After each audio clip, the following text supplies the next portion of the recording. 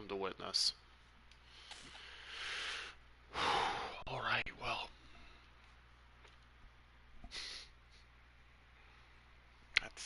That's something.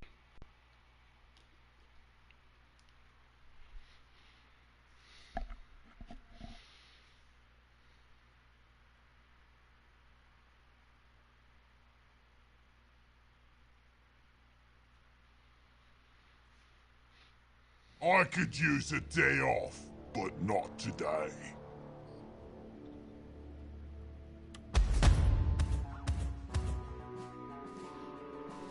Oh.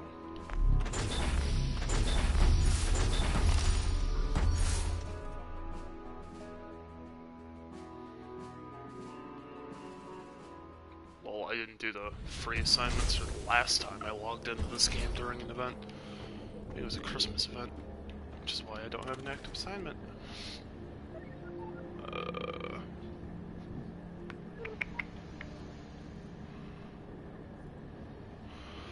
Let's see. It's 5 steps. Let me do this one first, just because cores. Anyway. So. What the fuck? Okay. Anyway.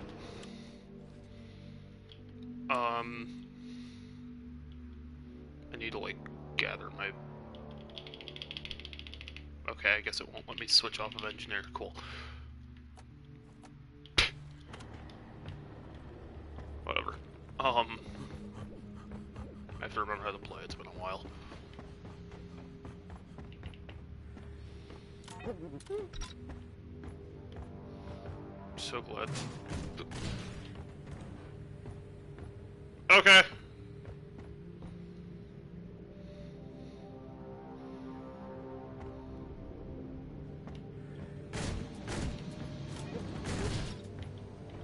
Kick this into the fucking launch shaft.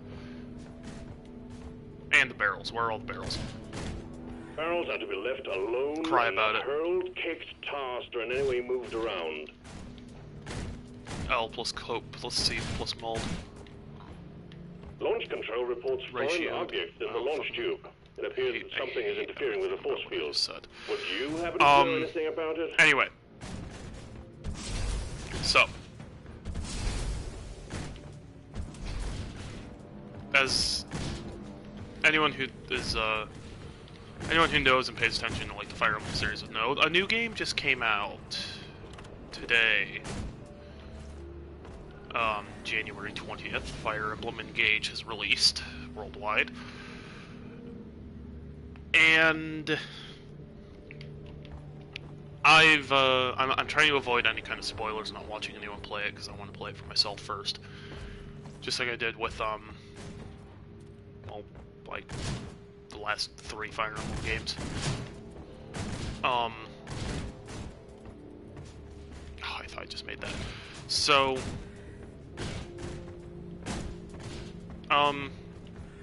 yeah, new Fire Emblem game, Fire Emblem Engage. But scrolling through Twitter last night, I found some absolute fucking twat who's like, who don't kick the barrels into the launch tweeted out, he's like, barrels and launch I've played Fire Emblem Engage for 10 minutes, I want you all to apologize to Fire Emblem Fates' writing. Which, you know, got the response is, oh my god, it can't possibly be that bad, is it? Motherfucker, you've played 10 minutes. You know how far 10 minutes got you in the last, like, 4 Fire Emblem games? I could tell you.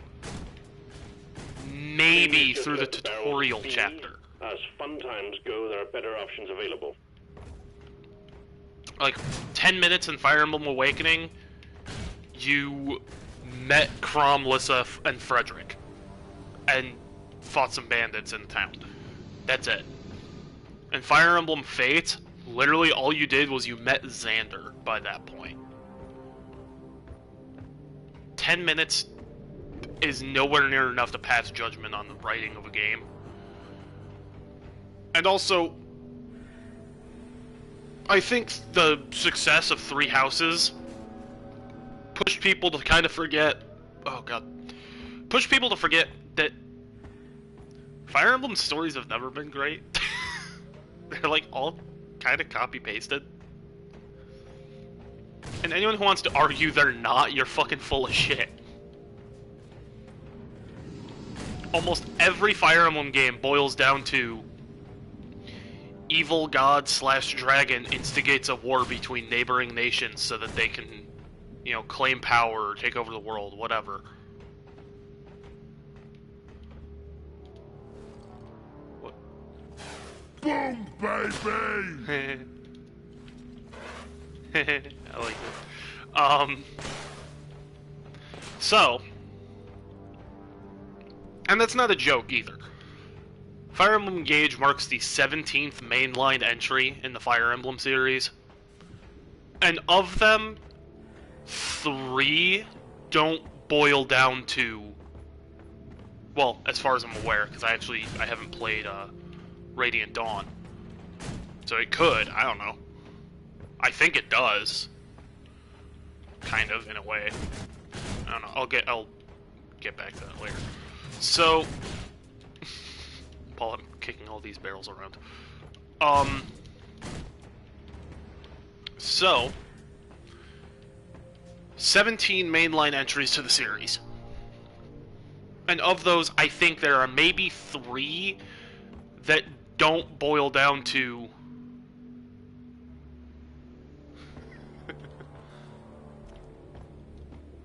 that don't boil down to, like I said, evil god / dragon trying to, or instigating a war between nations to take power or take over the world.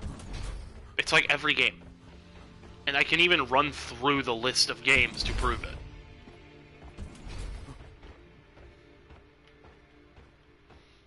Because you have Fire Emblem 1, Shadow Dragon and the Blade of Light, which was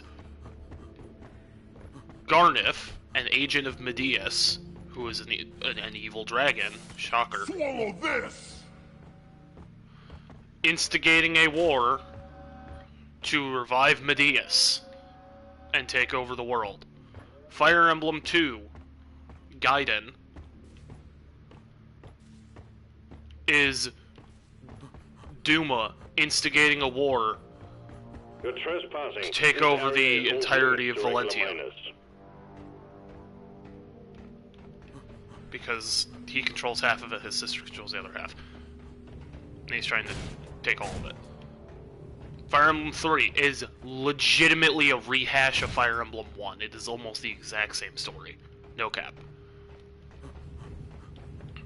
Fire Emblem 4 is slightly more complicated.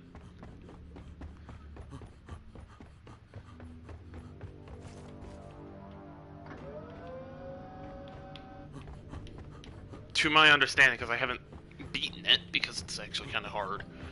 I know people want to argue that it's not hard because you have infinite mid-level saves. That doesn't make the game any easier.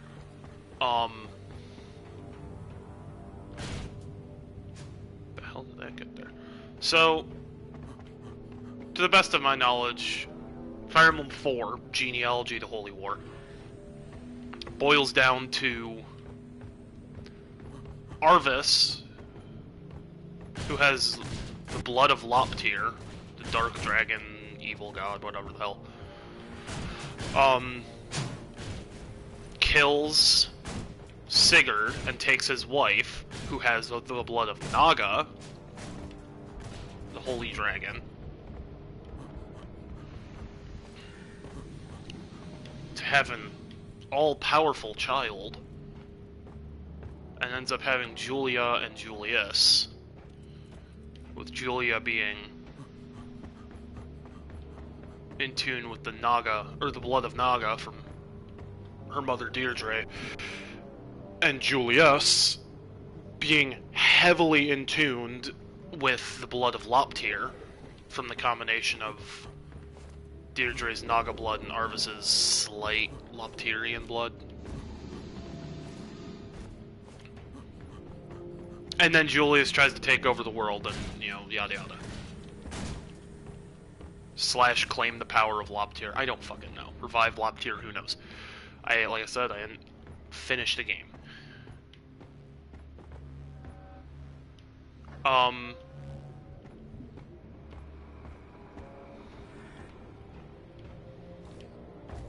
are the rest of the barrels? I didn't get the dialogue.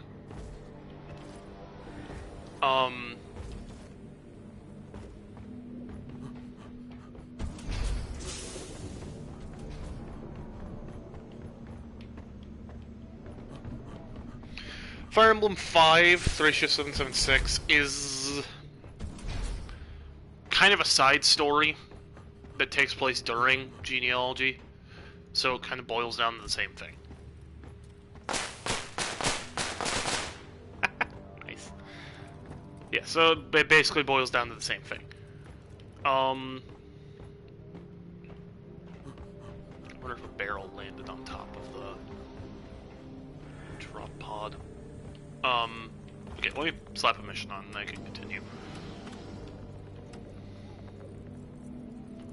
Oh joy, rival presence.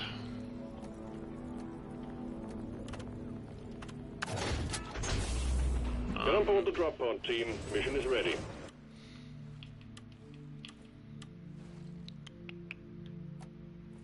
Darkness, here I come!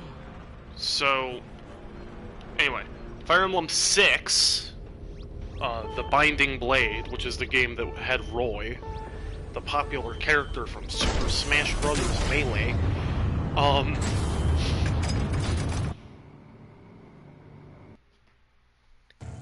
boils down to, Zephiel, the emperor of the neighboring country of Bern, who is kind of being manipulated by dragons, kind of, is trying to help the dragons take over the world and destroy humanity. Ding ding. Evil dragons trying to take over the world. Who would have guessed? Fire Emblem 7, which was the first Fire Emblem game to officially release outside of Japan. Here in America, it's just called Fire Emblem. I'll always call it either Fire Emblem 7 or the Blazing Blade. Blazing Blade was a prequel to 6, and it's like one of the few ones that doesn't revolve around evil god/dragon instigating a war to take over the world. There's no real war taking place in Blazing Blade. Zephiel's dad is a dick and is trying to stop you from doing something at one point for like 3 chapters. But that's kind of it. That one is just Eliwood trying to find his father. And ends up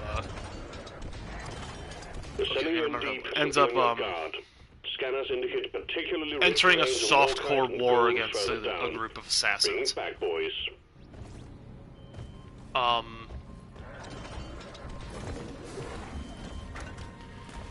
So, yeah, that's like one of the only ones that doesn't revolve around that dynamic. Fire Emblem 8 returns to that, though, because it brings, Fire Emblem 8 boils down to Demon Lord Formordis is, you know, trying to break free from his shackles and take over the world using the son of the King of Grotto as his conduit, thus instigating a war between the neighboring countries of Grado and Renee. Look at that. Another war instigated by an evil god/dragon. Fire Emblem 9, Path of Radiance. Path of Radiance. A lot of people consider it to be one of, if not the best Fire Emblem games, probably because it has Ike.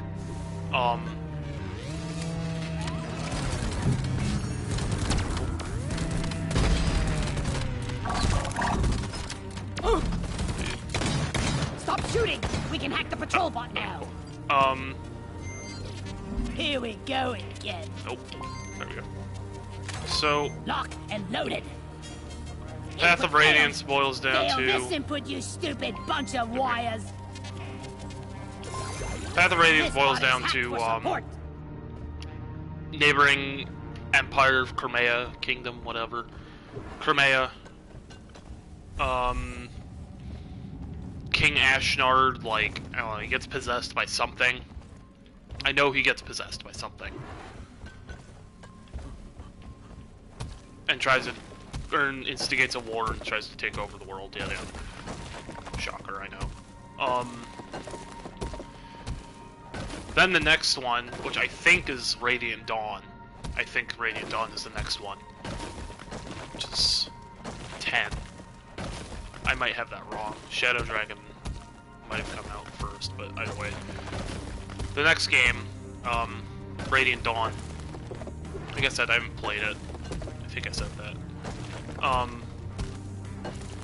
So I'm not 100% sure if I can pass a judgment on this one, because I know virtually nothing about it. I know a lot of people don't like it.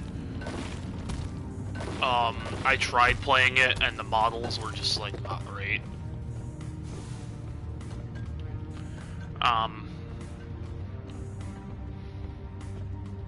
But... Did you get... What the fuck is... Deep Rock seriously need to invest in some better equipment. Jesus. Path of Radiance, I think... and don't quote me on this one, because like I said, I don't know the story. Is basically... like... My bag is full. I don't think it's a full-on war again. It might be. But it is, you I know... hear management's been trying to get a shipment of knee pads in. Fancy that. God that everyone thought was good isn't actually good. She's evil. And, you know, we need to stop her from, you know, taking over the world. Shocker.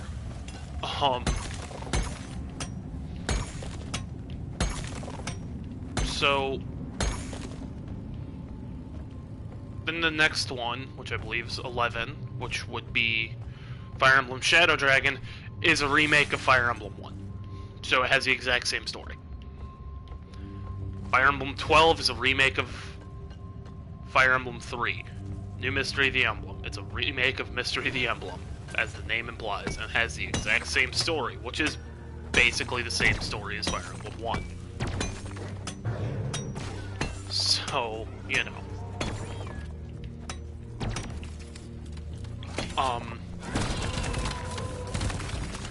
What you end up getting there, then when you get to Fire Emblem 13, or Fire Emblem 13, yeah, which would be the next mainline game, which is Fire Emblem Awakening. Oh, I should also mention that fucking 12, the new Mystery of the Emblem, didn't release outside of Japan for some ungodly reason. I don't know why. Which is why a lot of people say the Fire Emblem series was dying before Awakening. I don't like that concept that, oh, the franchise was dying and Awakening is what saved it. Awakening is what saved it because of fucking gross incompetence. And that's not an exaggeration. Damn robots! This is our turf! It was quite literally... There we go. It was quite literally gross incompetence on IS's part for deciding to not release that game worldwide. I genuinely do not know why they didn't release that game worldwide.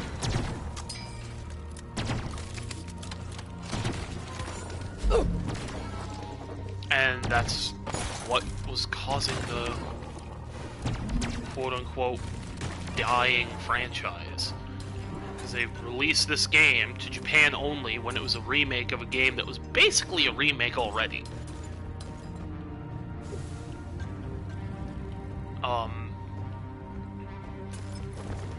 But I have heard that in the, you know, like boardrooms, whatever the fuck, when they were making Fire Emblem 13, they were told if the game doesn't sell well, it's going to be the end of the franchise. It's going to be the final entry. So thank God Awakening sold well. But I think that whole... Let there be light! That whole thing of... Oh, the franchise was dying is just... Weapon ready! It's genuinely stupid. So anyway, Fire Emblem 13, Fire Emblem Awakening, which is where the game took a really fan-servicey turn, as, you know, you'd likely notice if you look at it, because they suddenly decided to make sure that every woman had huge tits that were exposed.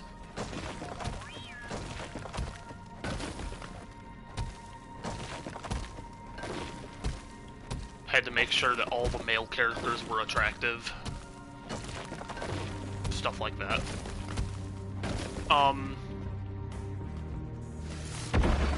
Molly carries minerals. Because there's typically at least one Dwarf life in a nutshell. Ugly male character. Like you have like Gonzalez and Fire Emblem 6. You know, there's usually that one that's like not really attractive, and that's his point. I don't think Awakening had any male characters like that. They were all attractive. They went full in on making sure that people want the game because fan service rather than, you know, the fact that I'm sure people would have gotten it anyway because it was the first Fire Emblem entry since since Shadow Dragon for most of us. Swarm incoming. Get through it fast. We're in a tight schedule. So, what you ended up getting with Awakening was Chrom, the future descendant of Marth. Go! Get to work! Yeah, future descendant of Marth. The swarm is here.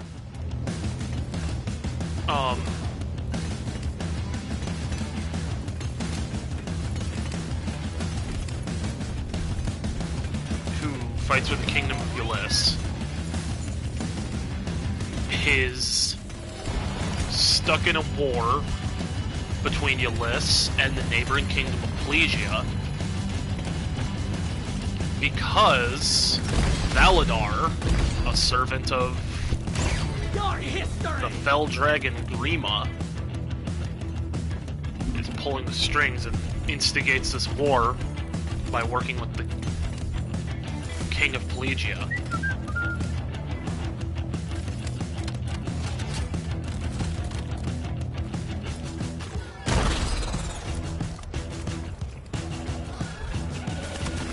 Manipulating him into starting this war, yada yada.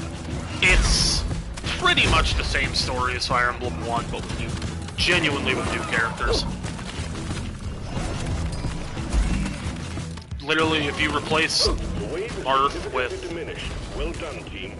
If you replaced Marth, or Chrom with Marth and Valadar with... Die, you double-jointed freaks! Die! Garneth replaced Grima with Diaz, you have the same game. 100%, you literally just have the same game. So...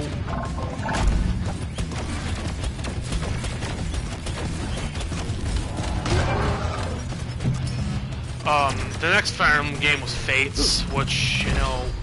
Can't patrol if you're most offline, people who didn't start with Fates think Fates has just a dogshit story, which it does. No. But the point I'm trying to make here with this whole rant here, I was born ready. the stories have never been great. It's the character writing I'm in. that makes the Fire Emblem game good. Obviously, the gameplay and all that is extremely important too, but the characters are more important than the story in a Fire Emblem game. And Fates completely fucked that up. The characters in Fates are so unbelievably one-dimensional, it's genuinely impressive.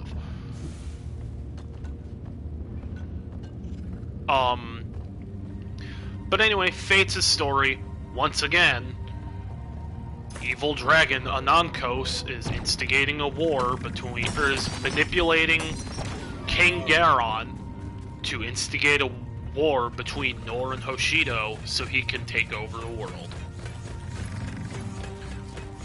Which you would really only know if you played Revelations, which was about as half-baked of a story as you could possibly fucking get.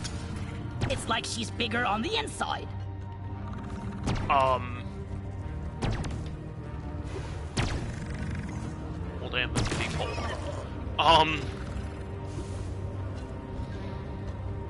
Fire Emblem 15 was a remake of Fire Emblem 2, exact same story.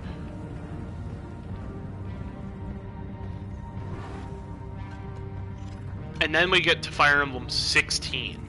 Three houses. Not three hopes, god. 3 houses. Which, aside from 7, and maybe,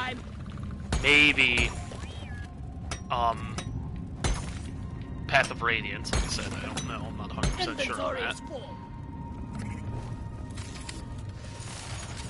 It's a mystery to me how all these minerals did not revolve around an evil dragon or god trying to take over the world. Essentially, that's already happened, to be fair. But because of the way Three Houses is written, because I genuinely think Three Houses has the best Fire Emblem story yet, because it's not that same formula, for one. 2, it has, depending on which route you're playing, it has better story beats. And, depending on which route you're playing, the focus of your story is completely different. I got the deposit. You can kind of sum up the 3 main routes of Three Houses with a sentence each. If you're playing Blue Lions, the focus of your story isn't the church at all. The church is just thrown out the fucking window. You don't care about them. The entire focus of Blue Lion's route is the war. It is killing Edelgard to end the war. If you are playing either Black Eagle's route, either siding with the Empire or siding with the Church, the focus is entirely on the Church. It is either destroying or protecting the Church. Killing Edelgard isn't necessarily your goal. Killing Rhea isn't necessarily your goal. Your goal is to either destroy or protect the Church. Let's show them some. I need a damn minecart on legs. Where is it? And Golden Deer, Reload your focus is the truth. It is getting the answers to your questions. Rocks and stones may break my bones, but beer will never hurt me. Gee, I'm feeling poetic today. So, god damn it, where is all the Morkite?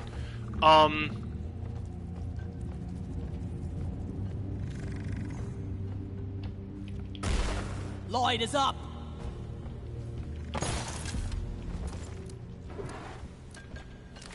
So, it gives this interesting thing where each story is genuinely different. Whereas, like, Fates, it boiled down to the same fucking thing. Regardless of which route you picked, pretty much.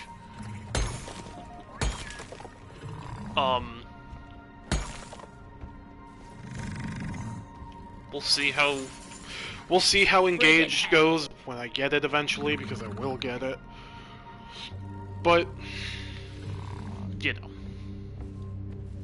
The point I've been trying to make this whole time, story is not the fucking focus of a Fire Emblem game. It was for Three Houses, because the story was genuinely well written in Three Houses. I'm not saying there weren't problems, because, like... Another day at the office. Everyone's a fucking moron in Three Houses. But... From A to D, skipping B and C. Time to find Molly! Where is that damn tin can? The stories have never been great. They've all kind of been copy and paste.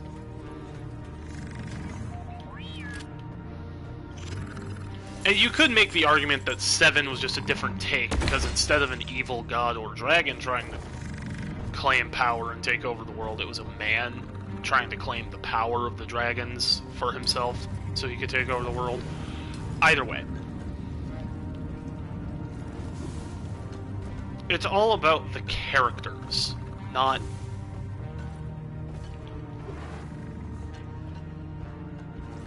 the story.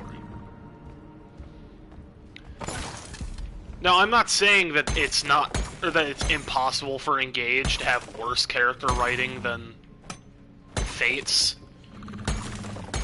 Because, you know, we don't know a lot about these characters yet. Until you've played the game, obviously. But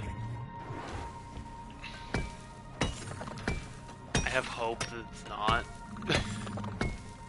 But saying that the writing is bad after 10 minutes of playing the game, 10 minutes of playing the game, you've probably met 5 characters. Including the player character. Lights up! It's not anywhere near enough time to pass judgment. Horn ready.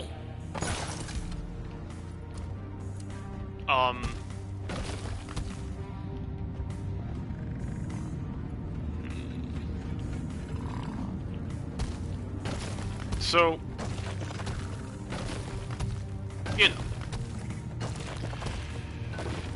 what little bit we have received about characters through like Fire Emblem Twitter and all that, they don't seem to be as single track, single one-layered, one-dimensional characters like they were in Fates. But we can't really pass any kind of judgment on that yet. Steve is down. Hasn't been enough time.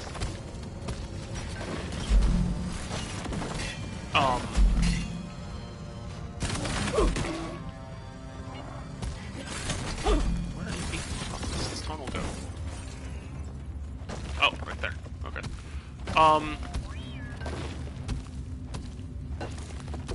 Time to earn your paycheck, team. Got a We'll see. on the way. Yada yada. Re-saying things I've already said 3 times.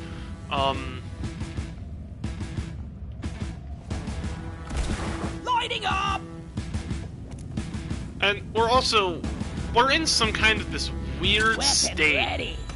The swarm is upon you. where people are, like, completely delusional. They think they know literally everything there is to know.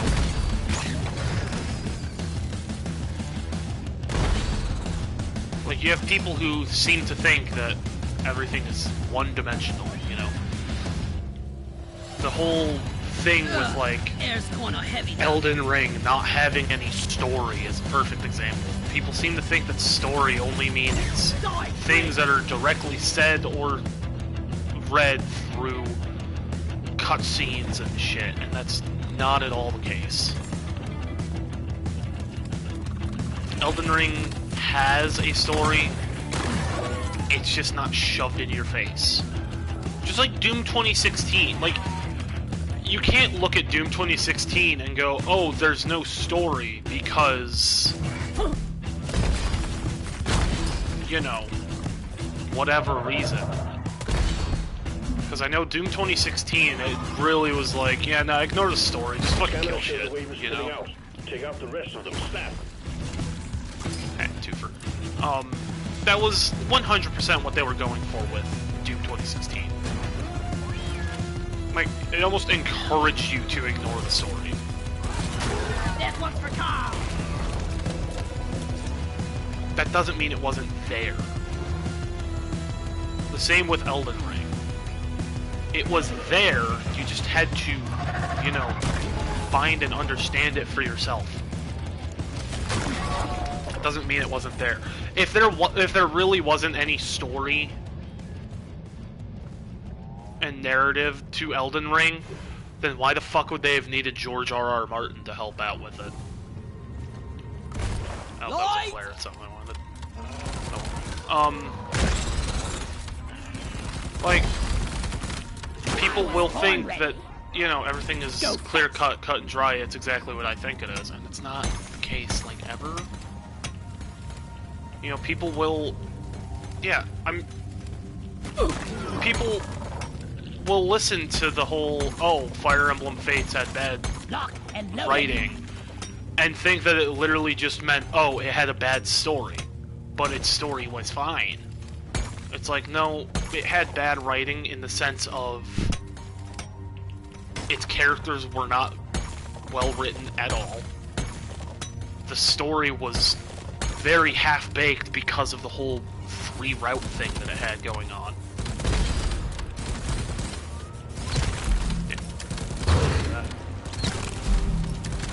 Locked and loaded.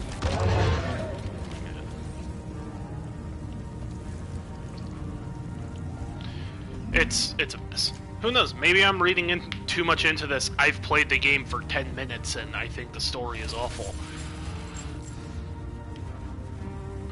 But that could just as much be heading to the mule. his wording as much as it is my interpretation.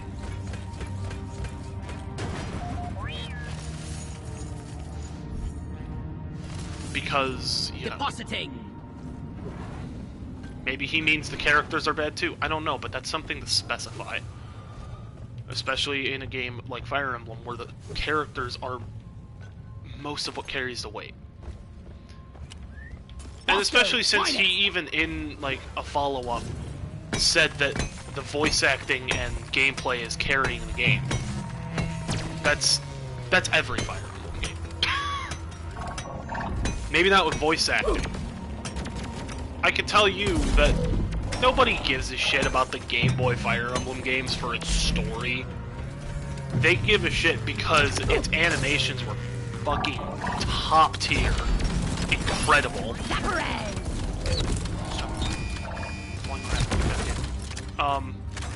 Weapon ready.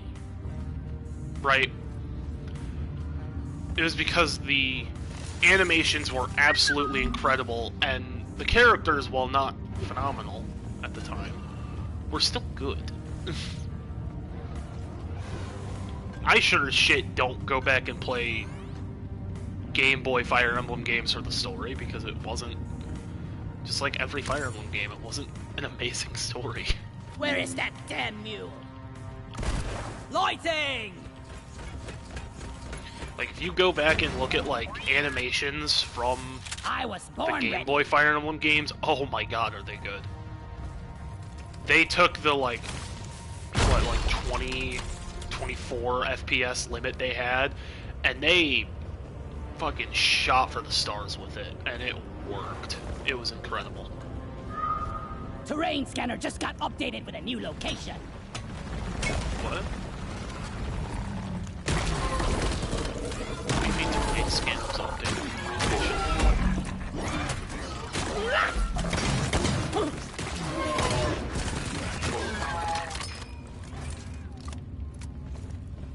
Molly is on the way.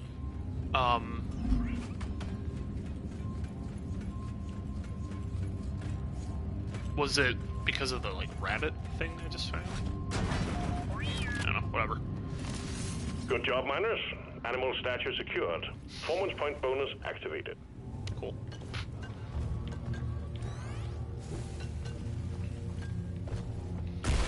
Flares up! I'll have to pass judgment on the new Fire Emblem when I get it. Eventually. But also, regardless of how bad the writing seems in the opening 10 minutes of a game, 10 minutes isn't enough to pass judgment, ever, in anything. Lighting up! Because I can tell you that in no game, Reloaded. even ones that do exposition dumps in the opening of the game, 10 minutes is nowhere near enough to get anything close to a good semblance of what's going on. Like, I can think of, you know, like, virtually any Persona game, which takes, like, you know, Persona 4, it takes, like, 2-3 hours before you first get to combat. Or before you get to, like, your first combat scenario. It's not good at all.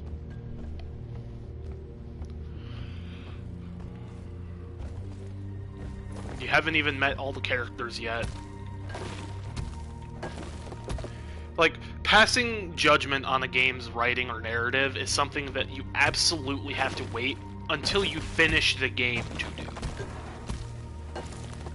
That's like if I have this copy of The Count of Monte Cristo somewhere on my bookshelf that I got ages ago, and I just haven't gotten around to reading. This is like 2,000 pages.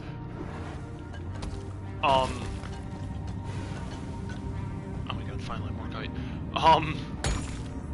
Here, Mine. But saying, "Oh, I've played a game for 10 minutes and I think the story is bad," is virtually the same thing as saying, "Oh, I read like, I don't know, half of a chapter of a book and I think it's bad." It's like, no, with a book you need to at least read like a couple chapters before you can pass judgment on whether or not you think the story's good. Okay. Damn it, Ollie.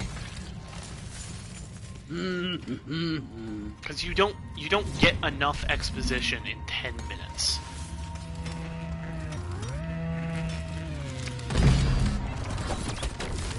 Look at God of War Ragnarok. Holy shit. 10 minutes into God of War Ragnarok, you're still not through with the sled chase.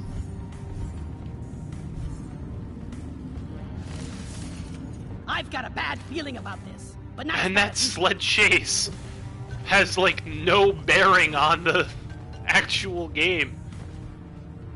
It's the sled chase at the beginning of Ragnarok. Spoilers if you haven't fucking played. Swarm spotted. Buckle up. Contact imminent. Whatever. If you care about being spoiled about God of War 2016, which they should have just called God of War 4, or maybe God of War: A New Path. I don't know, something other than just God of War. I hate when games do that. Swarm, they're here.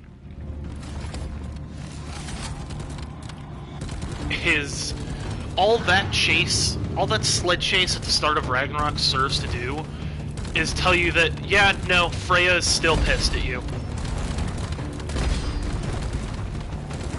Yeah, so, whatever.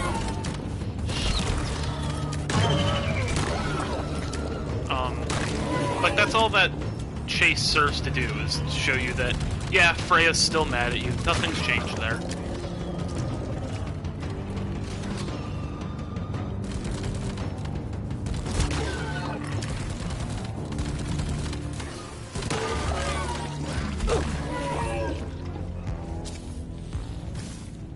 Which is fine. But, like,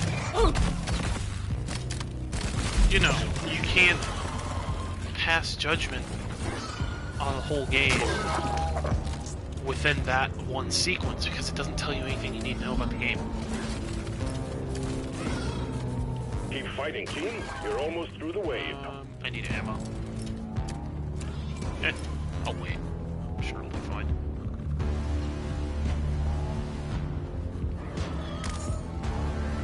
What I do need is more goddamn Morkite.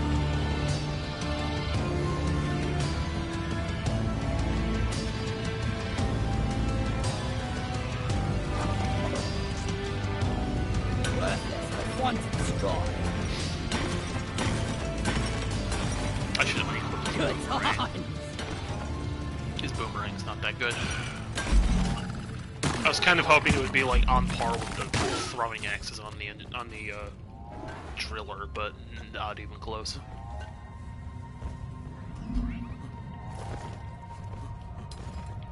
Ooh.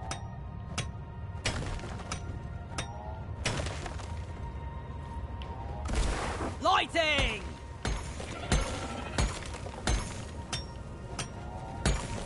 Reload it. Anyway, you want to talk about bad writing in a Fire Emblem game? 3 Hopes. Good fucking lord. They took the entire almost the entire cast of 3 houses, took them out back, and shot them with a 12 gauge. I have never seen I really can't use this. such a mass character assassination in any form of media. Worthless, but fun to destroy. You know, outside of maybe CW's The Flash. But, you know, CW's The Flash is just garbage anyway, so who cares? Die, worthless crystal. So... Just take your sweet time, old lady. I've got all day. Oh, wait, there we go. Light is up.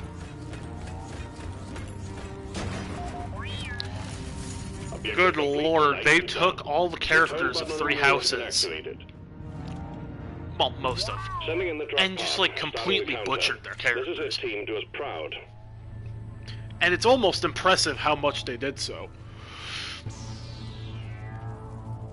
Like, I guess I should specify the main characters of Three Houses: Edelgard, Dimitri, and Claude. Good God, did they butcher Claude's character? Drop pod departing in T-minus 5 minutes. To an incredible extent.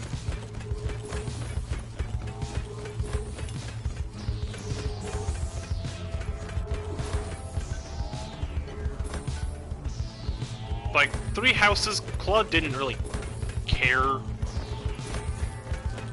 He wasn't there for bloodshed, he was there for answers.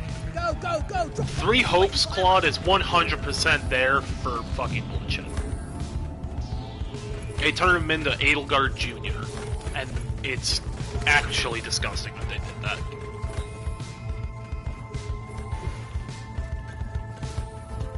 Dimitri is like the only character that remained sane.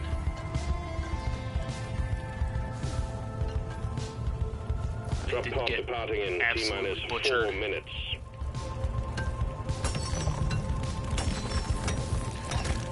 And you know, the game 100% seems like it was designed to have DLC, which I was expecting, you know, like, let's make explosive bolts. No, they were. Which, you know, whatever, I was expecting it to have DLC in the first place. Because, Age of Calamity got DLC. Took a while, took I think like a year for the Age of Calamity DLC to come out, but I was expecting it. Because even with, Fire Emblem Warriors, the first one, there was DLC.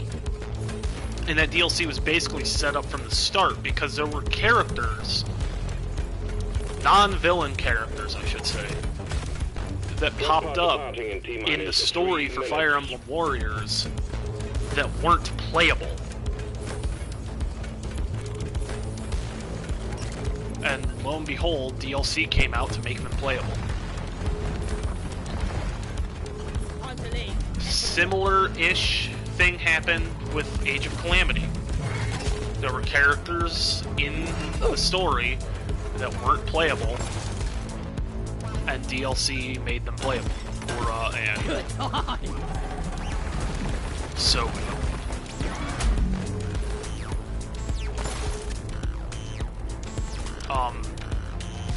so I was 100% expecting DLC for Three Hopes. Because you have characters that aren't playable, that show up in the story. Characters like,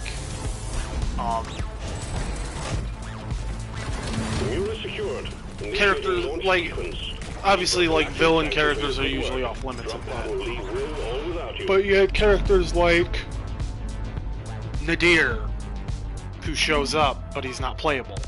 And Judith, who shows up, but she's not playable.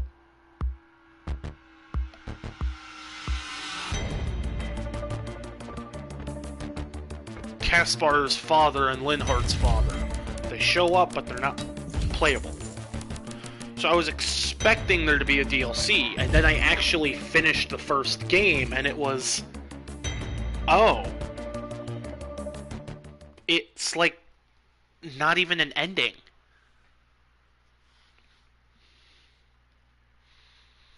Even getting the, like, quote-unquote true ending in Three Hopes, it's not an ending.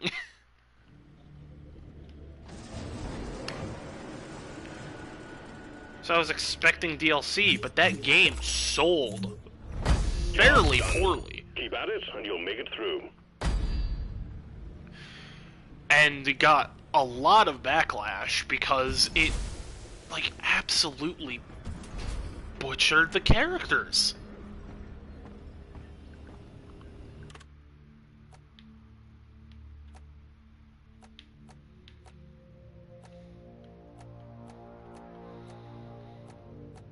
Like, I'm pretty sure, like, I saw a few things that were, like fans over in Japan were, like, genuinely pissed.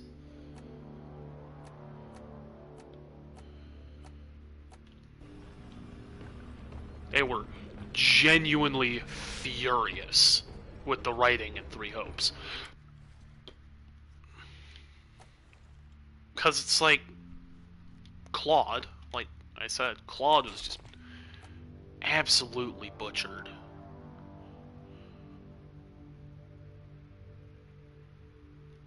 I'll leave that on. To a disgusting extent. And I'm pretty sure I saw at least one person whose sentiments were like, I genuinely hope that whoever wrote this, or whoever handled the writing for this game never has the privilege of touching another Fire Emblem game again. And I was like, Jesus. That is a statement. That is definitely a statement. Sad hell. Oh, industrial sabotage. Get on board the drop pod, team. Mission is ready. What's the beer right now? Dark Morkite. I don't know what that does. Damn, that would have been helpful for that last mission. Jesus. Go away.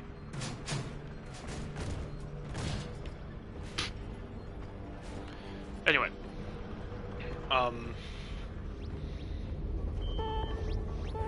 Yeah. Well, we'll see. We'll see what happens. I know there's a decent number of people who are really upset that, you know, we didn't get a remake or a remaster.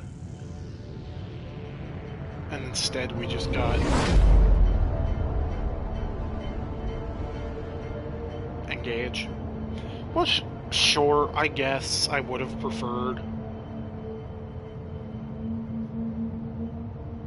to see a good remake of an old game.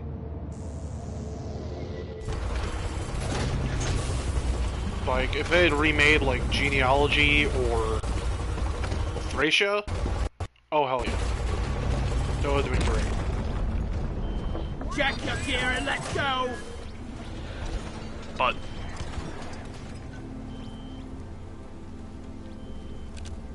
what the fuck are you?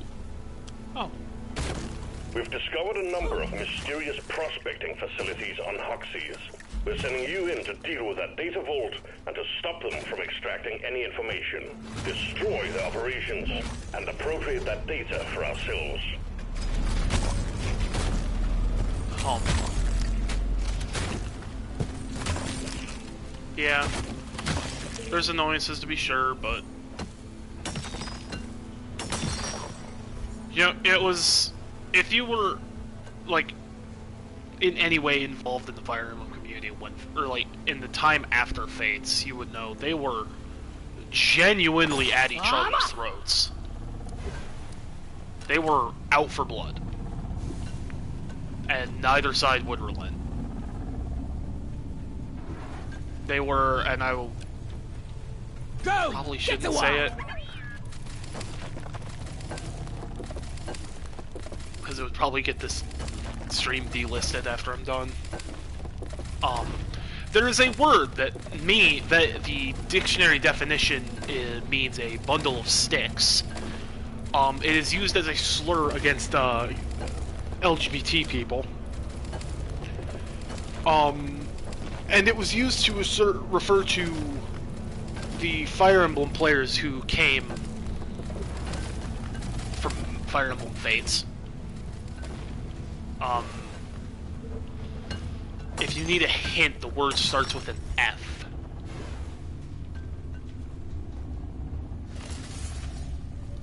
It starts with an F and ends in got. I do believe, I think they also use this word, the shortened version of it, to refer to, like, cigarettes in Ireland or something. I don't remember. But not a good look. The data vault is protected by a force field. It must be shut down before we can gain access. Fates you need to F's find the and power the stations powering it and disable them. I don't even know if they had one for the pre-awakening group. I genuinely don't know. They might not have. But yeah, it was very much not a good look for anyone involved.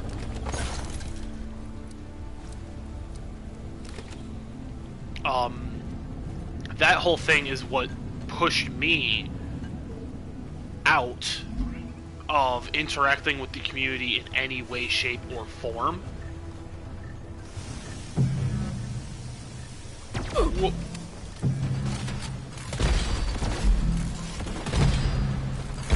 You have sniped your last warp turret! Yeah, it wasn't fun. And like I said, it completely pushed me out from ever interacting with the community in any way, shape, or form. Because I did not want to be a part of any of that. And that's like the general rule of thumb I typically use. I don't Deposit time! interact with any sort of fandom, really, because they get incredibly toxic. And racist, usually. And if it's not racist, it's probably, like, either homophobic or transphobic. Or, in the case of something like Ruby, it's very heterophobic, which is weird.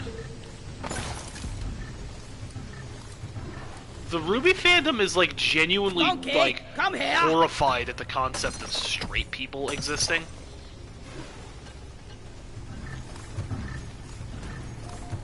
I need some I don't know how that's a thing. Yeah, you're loud and clear, team. Hacking pod is coming. Better stand back. I'm glad we have someone to carry our rocks and stone. You can legitimately find, like, Ruby fans who are very vocal about how, like, the first 2 seasons of Ruby were and I quote, this is something I've actually read, the first 2 seasons of Ruby were disgustingly hetero. And I'm like, yes, because as we know, straight people are just the absolute worst. Yes. They're genuinely disgusting and need to be wiped out, right? God, oh. That combined with just a genuine, like, decrease in quality in, like, the writing of Ruby is why I, like, stopped watching it.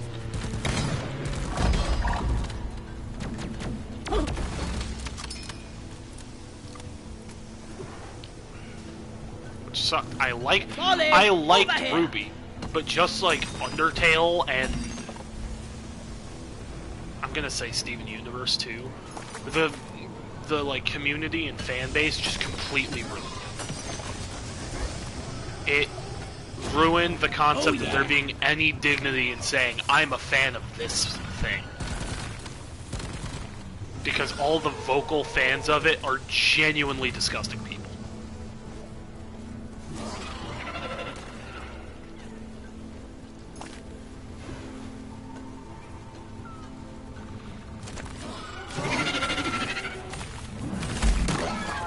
The fact that there are vocal parts of the Ruby fandom who genuinely try to make you feel bad for being straight is mind-blowing to me. Oh, that was, like, perfect. Holy shit. It's, like, genuinely mind-blowing to me that that's a thing.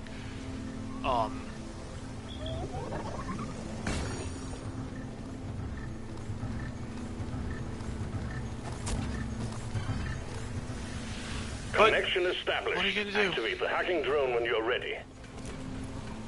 And see, now at this point with Ruby, from what I've seen in the more recent seasons, it genuinely seems like they are afraid to make characters straight Hack anymore begun. in that show. It's noisy business and is attracting the bugs. Guard the hacking They've made pod. like every character gay in Ruby. And I'm okay with there being a gay character here and there, a couple gay relationships, whatever. But when you start making legitimately every character gay, Hacking has been interrupted. Get whatever is attacking the drone off it. it's like, Hackbot, get your arse back on The the hacking restart. drone is under attack. Keep it safe so it can work. just like that, what was that? Hack Like commencing. Crunchyroll, original trash, High Guardian Spice, oh my god. Aside from the, just, garbage animation and character writing, there is like a genuine fear with High Guardian Spice of making any character straight. And if you've seen it, you know what I'm talking about. The only straight characters in High Guardian Spice are the villains. And I wish I was joking about that, but I'm not. They legitimately made it so the villains are the only straight characters.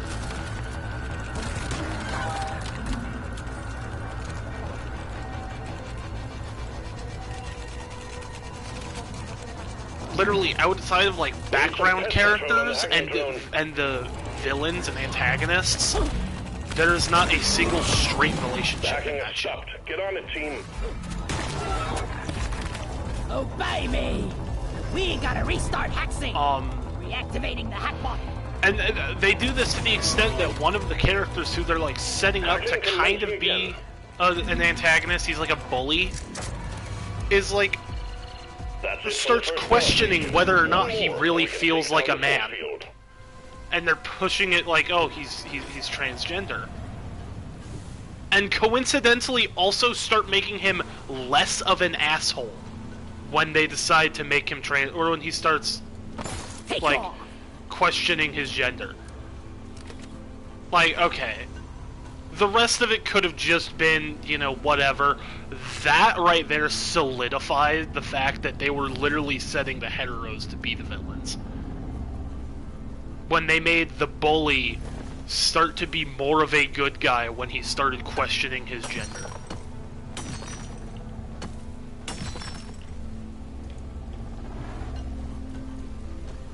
Moral of the story, High Guardian Spice, actual fucking dog shit, do not watch. Help me mind this. You will legitimately be worse off if you watch it. Because remember, I have done nothing. I have said I need nothing the to mule address right the here, genuine, right now. low quality animation that it has. A secondary objective has been achieved. Bonus will be transferred to your accounts on mission completion. Bosco, come here. What other things can I rant about besides Fire Emblem, since my Fire Emblem rant didn't take anywhere near as long as I thought it would?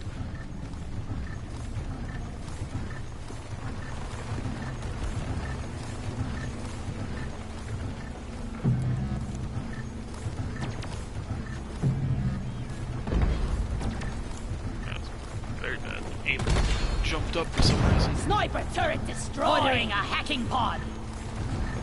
Roger. Sending in another hacking pod now.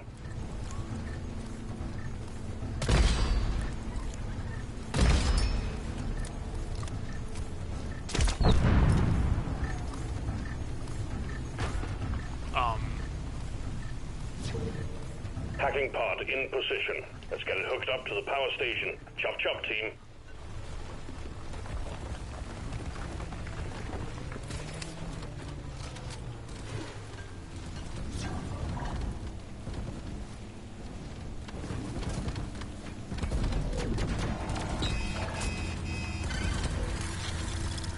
Sweet.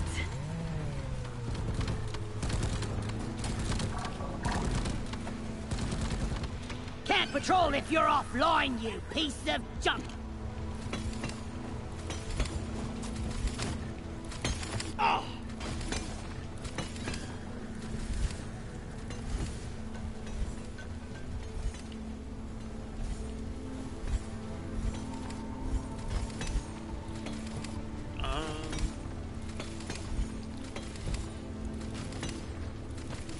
should just retitle the stream, the VOD, and whatever, to just rant, to just Rockstone and ranting. Speed. Because the Fire These Emblem transmitter rant nodes are didn't as last light anywhere as a near as long as I feather. thought it would. Oh. So, yes, it works. Okay.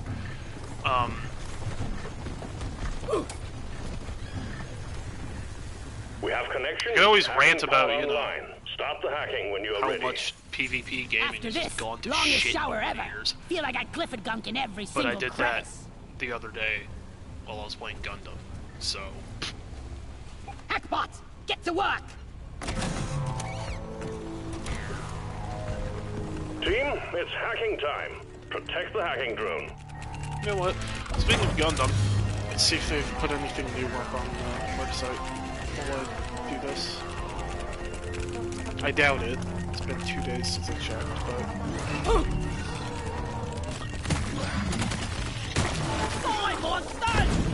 The drone can't hack as long as there's bugs beating it up. Do something. Oh, actually, they did put Keep something the up. They're hacking doing drone something over the secure. weekend. Okay, I'll have to check that. It's safe to start hacking again. Okay, hold on. The hacking drone is at it again. Weekend campaign event. Get up to 8 supply pod tickets by logging in their local dates. I like how it says weekend campaign, but it's 10 days long.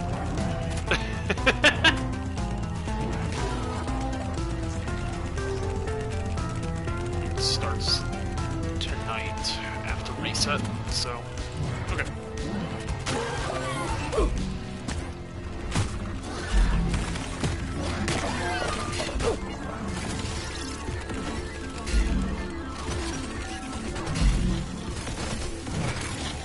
We got bogeys on the hacking drone.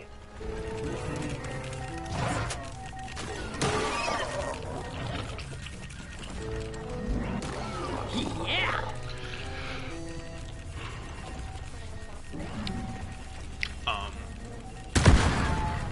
This Steve was something special, I feel.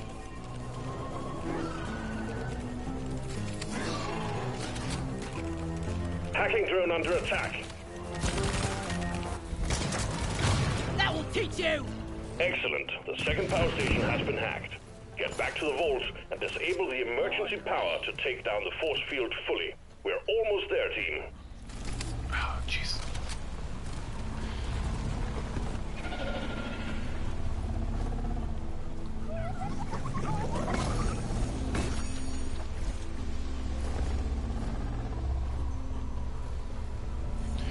So I can tell you another community that is just absolutely awful is Persona.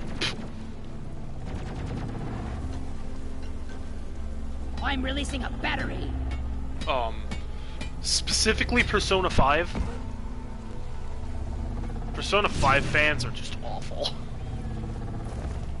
Cutting the juice from the force field. That doesn't look like I'm removing a battery, but okay. Oh, okay.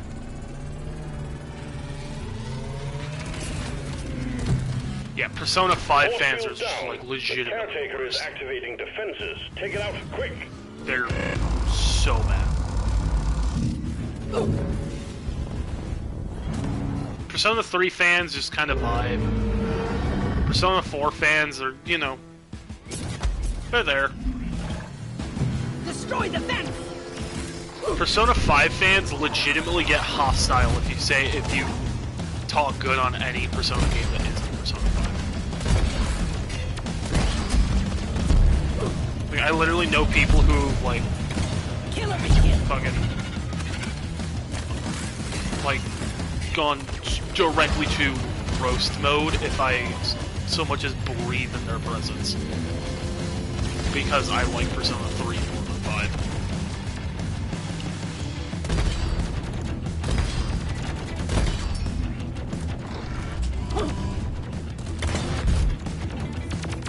I'm just like, dude, it is not my fault that Persona 3 is literally just better. Better music, better theme.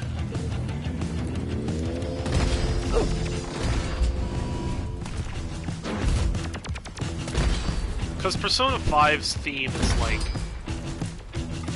I don't even know what to say Persona 5's theme is. Persona 5 is like all about being rebellious. Specifically, you know, to those who are like abusing power.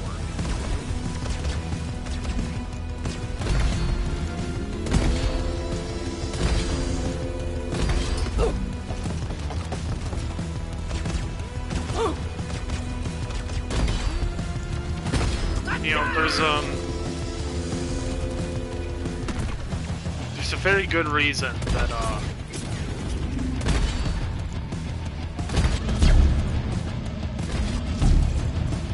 Robin Hood, or the characters like Robin Hood and Arsene are. Can we order a supply truck like really soon? Oh, jeez, I'm out of bed. There's a reason that characters like Arsene and Robin Hood are present in that game.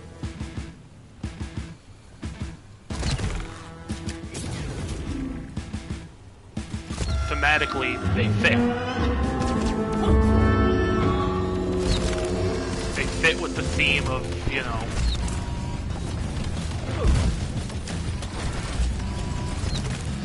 righting wrongs and rebelling against those who abuse power, being a gentleman thief, yada yada, so on and so on. Stealing from the rich, giving the poor. You know, fuck over the rich people, help out the less fortunate. Which is 100% what you do in Persona 5. You're fucking over successful people who worked off of the backs of the less fortunate. That hurt.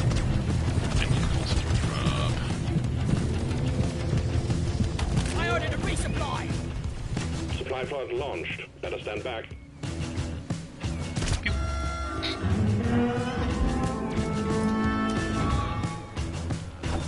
Can't hide from this.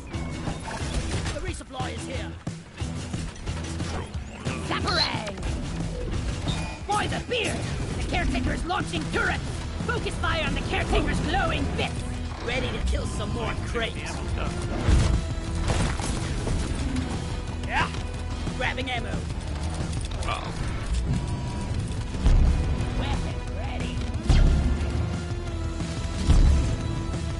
The themes of Persona 3 were a lot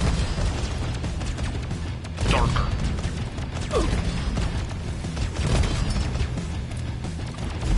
Which is even present in like the method you summon your Persona in.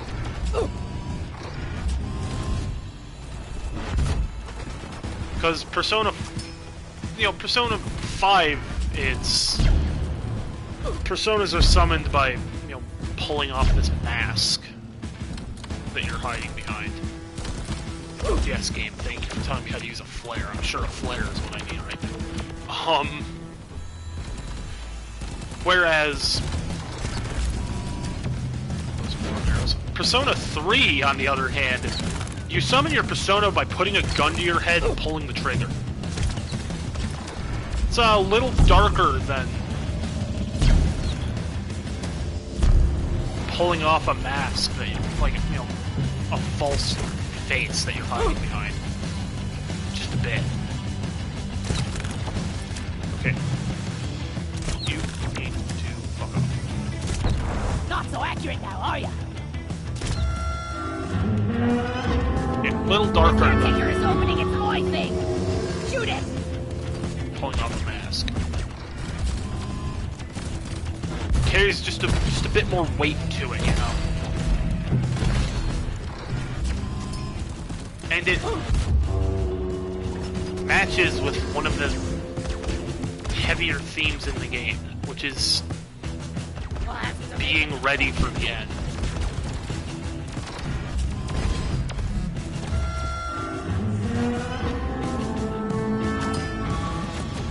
Because that is, like, one of the Shredders!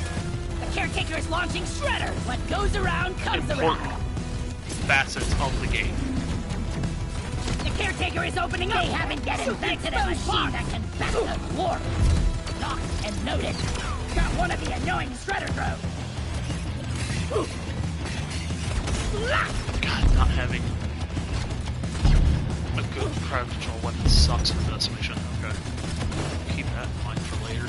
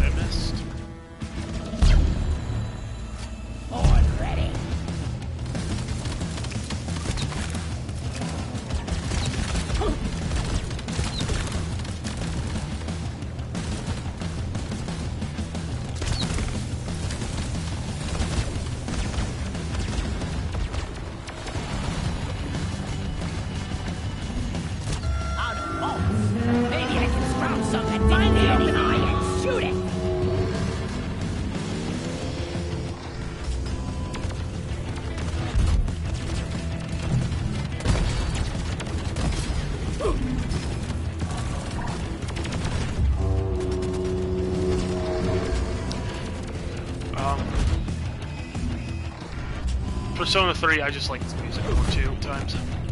I'm not saying Persona 5's music is bad, because it's not, it's good. I just think Persona 3 has more tracks I like. Yes! The caretaker's down! The data rack is ours!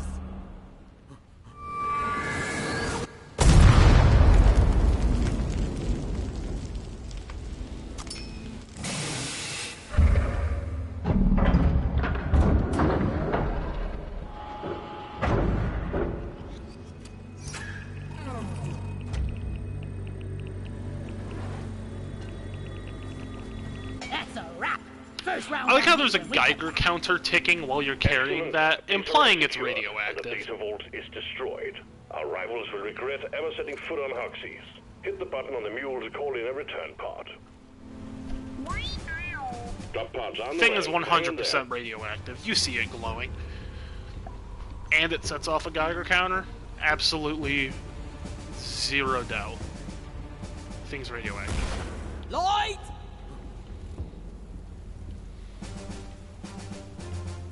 I was born ready. That's not Drop pod arrived. Mule is returning to LZ. Drop pod departing in T-minus 5 minutes. I should be following the mule, not going off on my own, but fuck it. I was right, so what does it matter?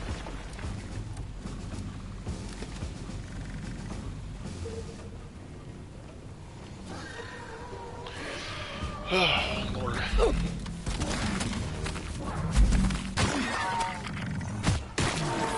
Let's head for the drop.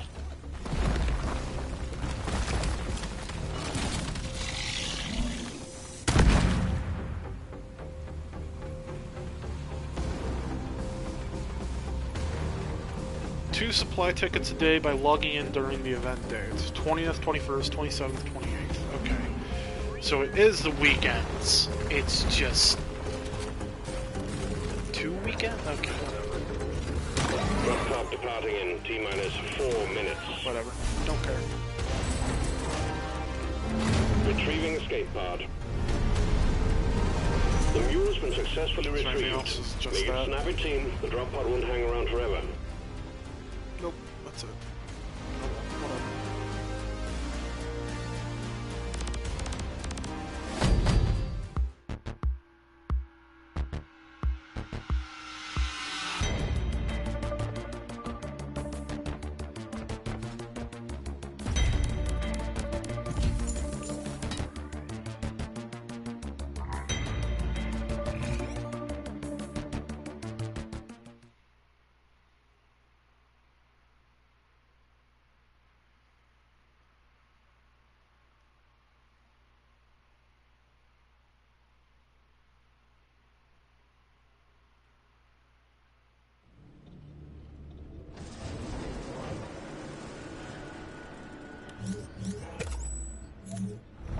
One more mission, and the assignment is done.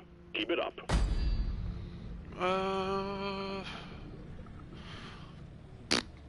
Clean overclock? I don't want clean overclock. I want unstable overclocks. That's where the real shit's at.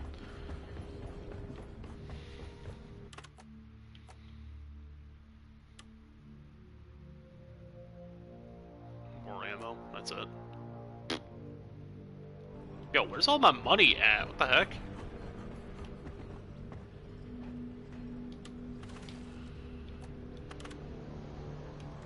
That was a bargain.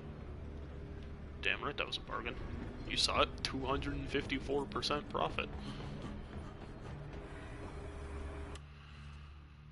Okay, what's the last mission for this? Even though it's cosmetic core, and I don't really care about cosmetic cores.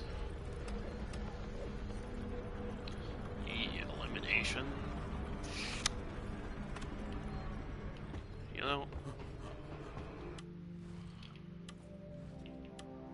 No, yeah, it's broken. But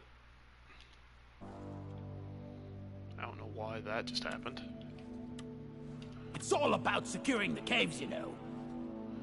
Shard diffractor. I don't have any upgrade or modifications for the shard diffractor. Well, I'll use the crispy breach cutter, since I know that thing shreds bosses.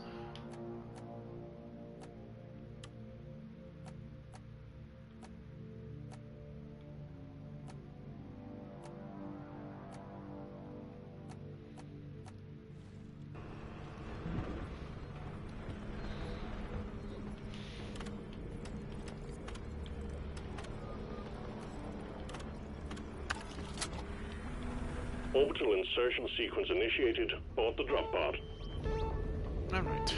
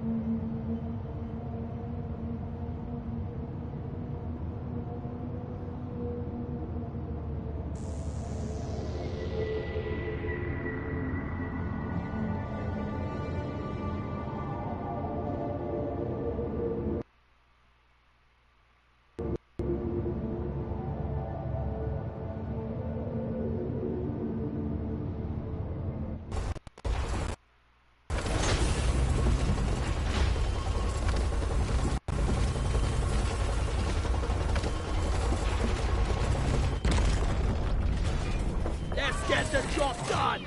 Alright. Oh boy, You've elimination. located a glyphid nest. The dreadnoughts go there to pupate, so your primary objective is to locate their cocoons, destroy both them and their inhabitants by any means necessary. Bring plenty of ammo. They can take a punch.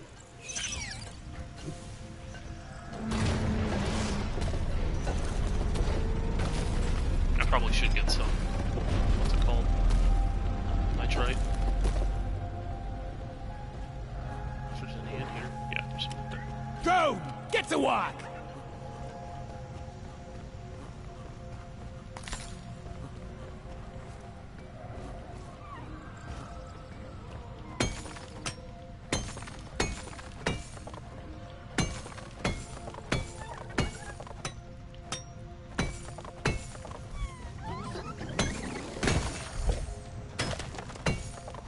I know, it's just called nitrite, Time to deposit!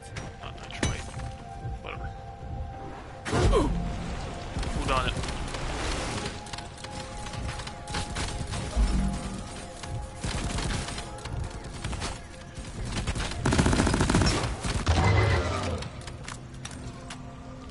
I called for the mule. Oh, it was right there.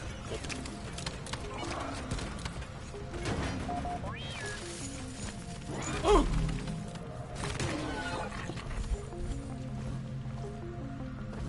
Can I get that? Okay.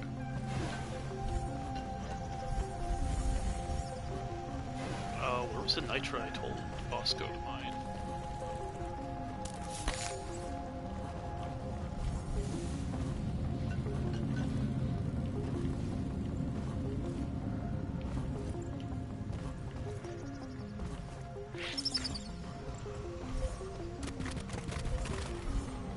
Okay, no, seriously, where was all the nitrite I told boss go to mine?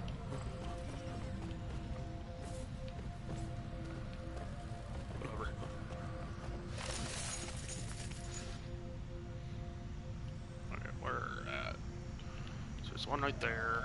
There's all the way down there.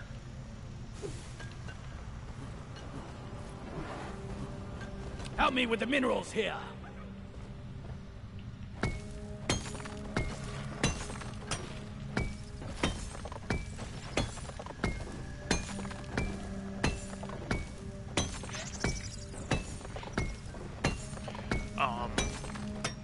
Anyway.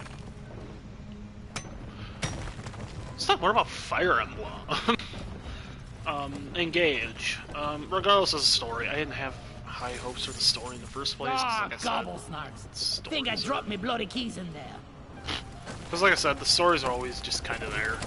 It's more about the characters and the animations and stuff. Mechanics. Which, the animations we have seen, we've seen like, you know, crit animations, like weapon animations, they're amazing. So...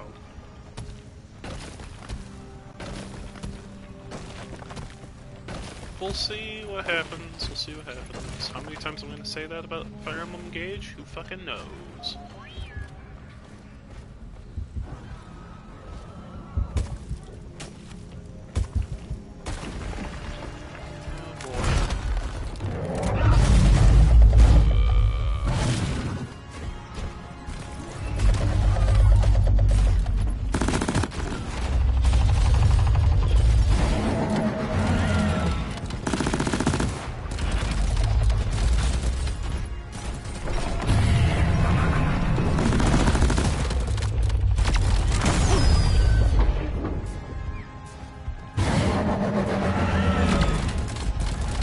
God, the breach cutter is ridiculous.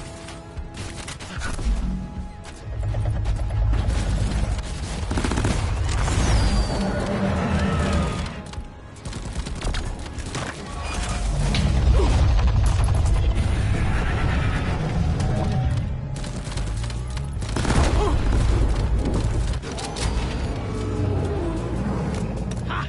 That was a tough one. Nothing is too tough when you have the goddamn breach cutter. One platform, ready to use.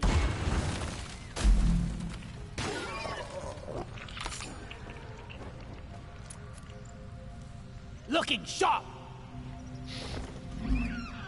I always forget that I have, what is basically auto-loading holster on.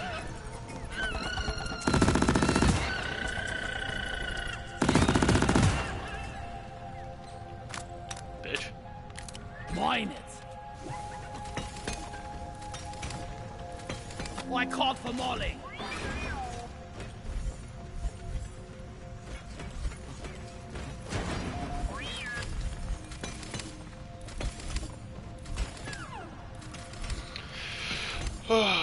I was gonna do this stream while playing a Borderlands game.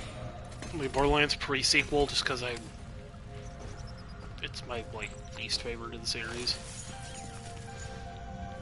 It's a lie. I honestly think 3 is my least favorite. I still liked 3, it's just not, you know...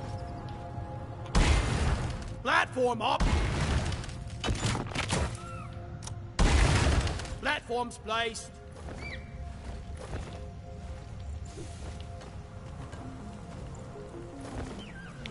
I also think that genuinely Gearbox, like, completely shafted themselves by throwing away Handsome Jack so early.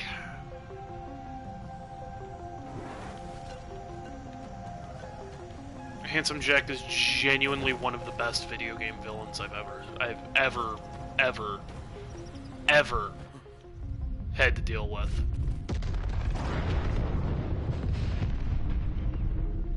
Lithophage meteorite fragments are about to impact in your vicinity. Stay alert. Oh joy.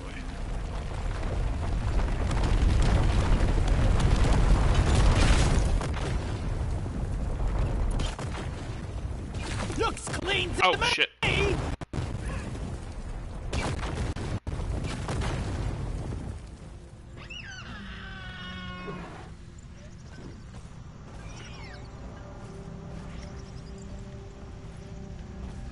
So, do with this?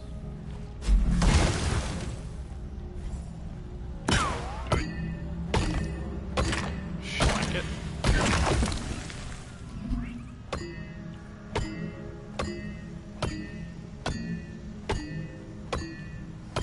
My fleet! No? I made a platform.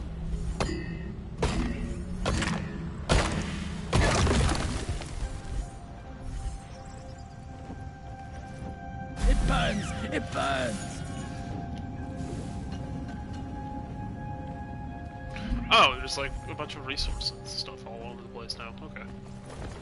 Is that it?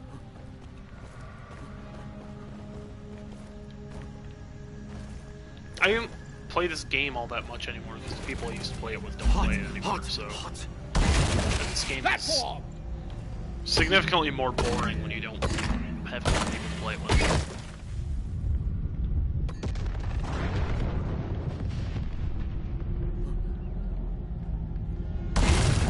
Platform!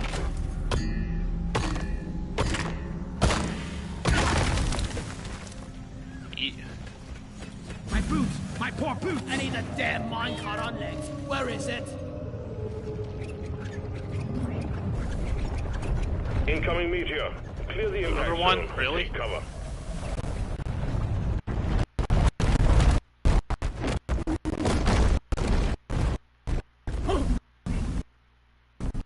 Dude, what is with all the, like, audio breaking and shit? Tearing is the right term.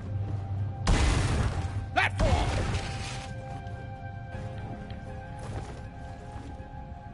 Send in the rock crackers! Stand by to receive rock cracker package.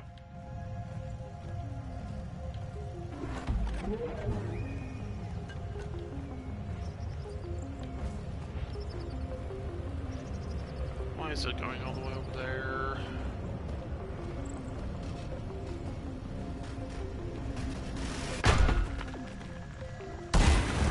Access provided. Platform created. I'm gonna need a fucking ammo crate just for One platform the ready to platform use. gun.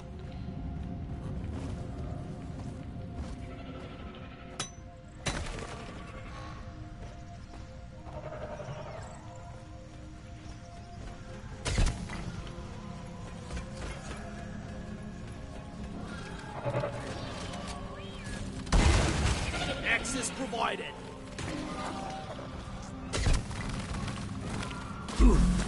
Jackhammer connected. Where's the other one?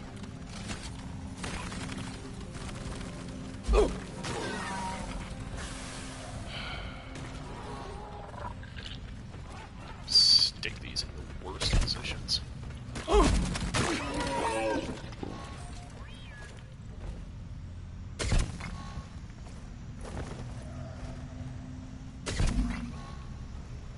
Jackhammer in place. Ouch, ouch, ouch. Everything looks good. You can begin cracking open that thing at your convenience.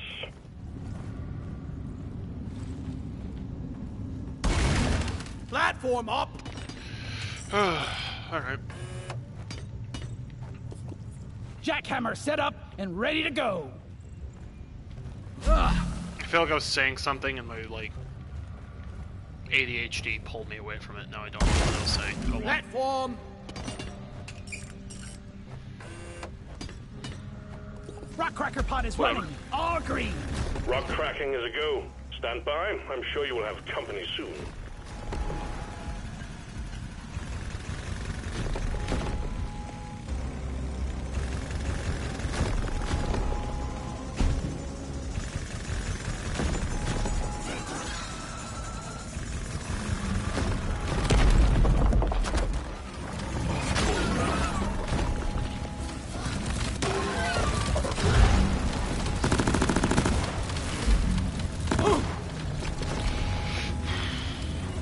I have enough, right? Okay. Some ammo.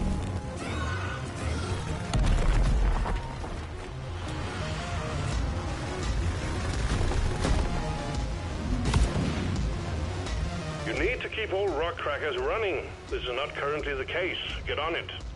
This jackhammer has stalled. We need to fix its pod. Well, I mean, I was watching it. I didn't see jack shit hit it, so, you know.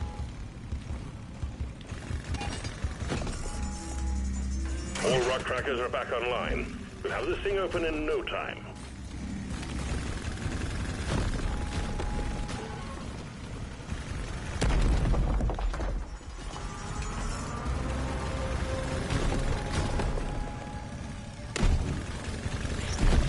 I smell bacon.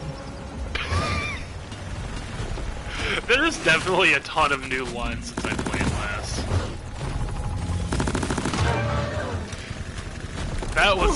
That voice line was not a voice line of pain, it was a voice line of horny. Come here. Good job. Cannot Deposit convince me whatever was otherwise. inside.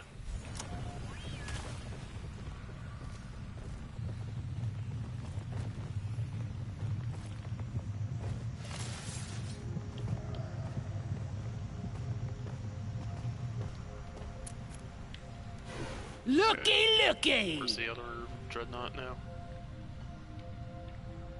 That way. Oh yeah, I was talking about Borderlands. Yeah, I think they just blew their load with Handsome Jack way too soon. He was like the best Bosco! antagonist in like any video game I've ever played.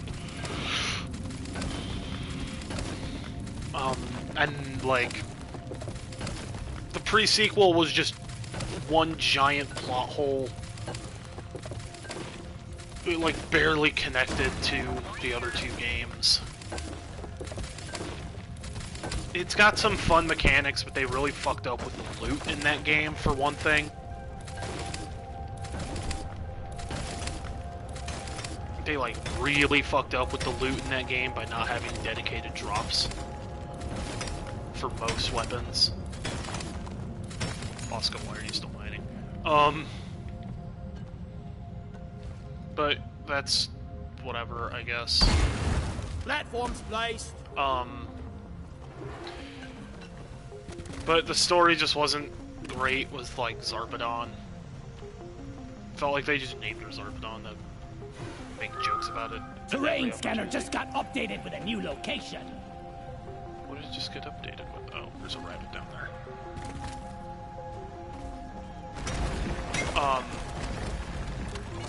Donkey, But- come here!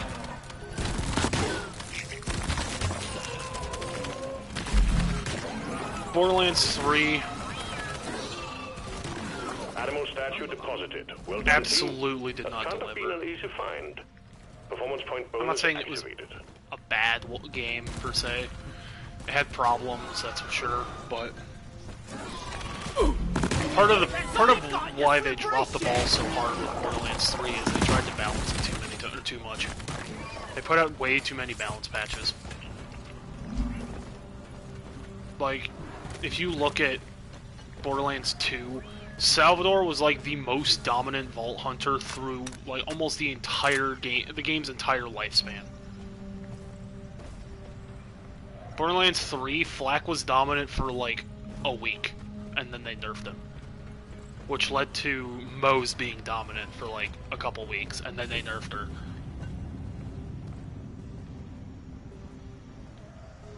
Time to shred.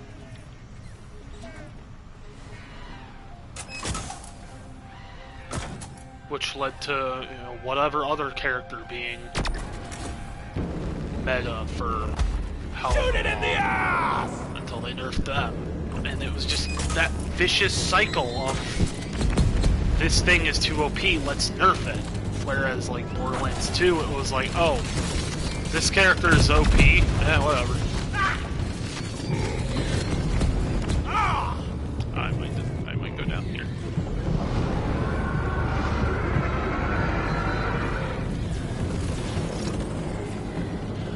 I wonder if I mean, it's hard to tell to pull off, but I wonder if I can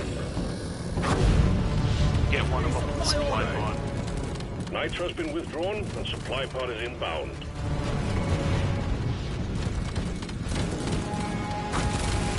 Come on, move forward. Time to restock! Oh, damn, that almost worked. Grabbing him!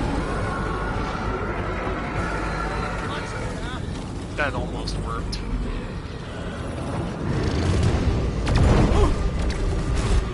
If I had been able to capitalize on it, that would have been a kill.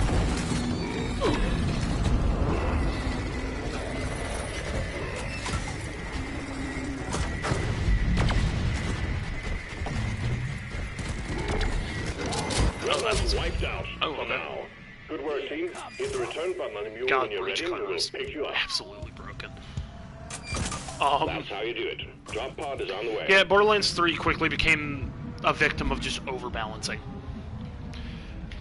That in combination with, like, the Calypso twins.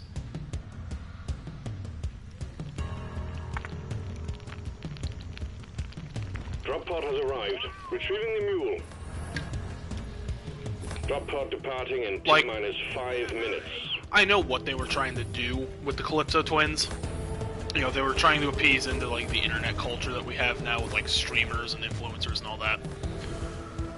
It didn't work.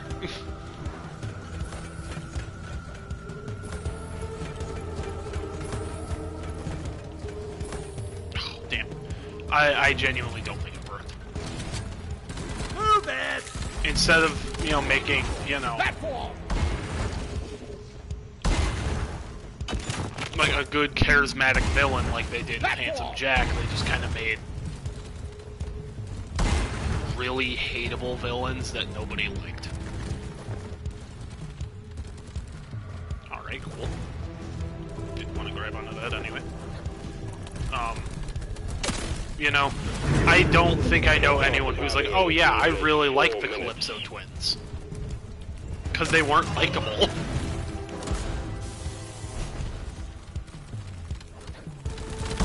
The mule has docked, initiating launch sequence. Last walk in the pod pace for the first round! The Calypso twins were genuinely just unlikable. Whereas with Jack, you're playing and you're like, yeah, I can see what he's talking about.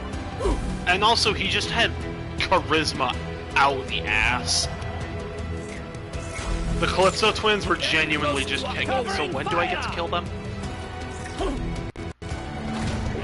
Even after they, like, were like, oh, holy shit, it's, you know, Typhon DeLeon's kids, that didn't make them any more likable than they were before.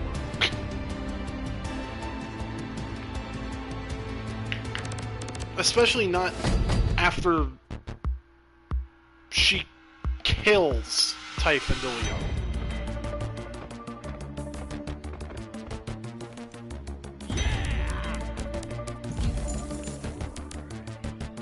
They were just not well-made villains.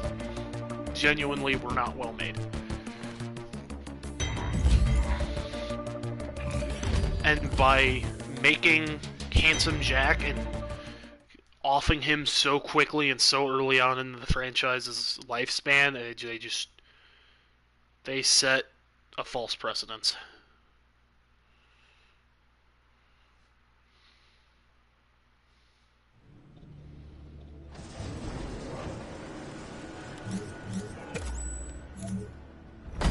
Assignment completed.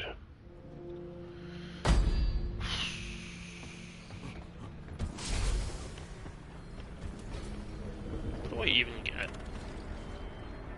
from this?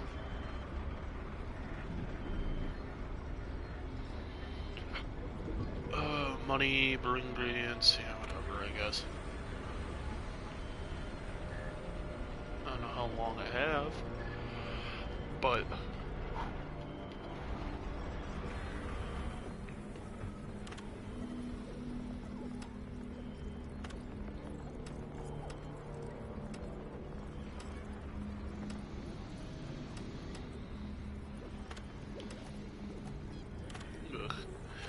I don't know how much longer I can play this, if I'm being Mission honest. selected. Your chariot awaits, gentlemen. Move out. Just because, you know. Like, I said, it's not that fun by yourself.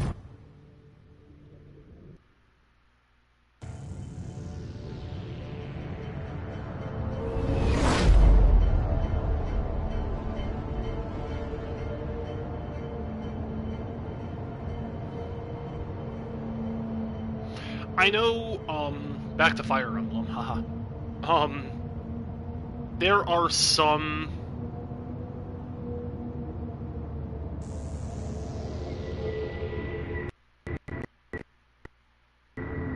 like character designs.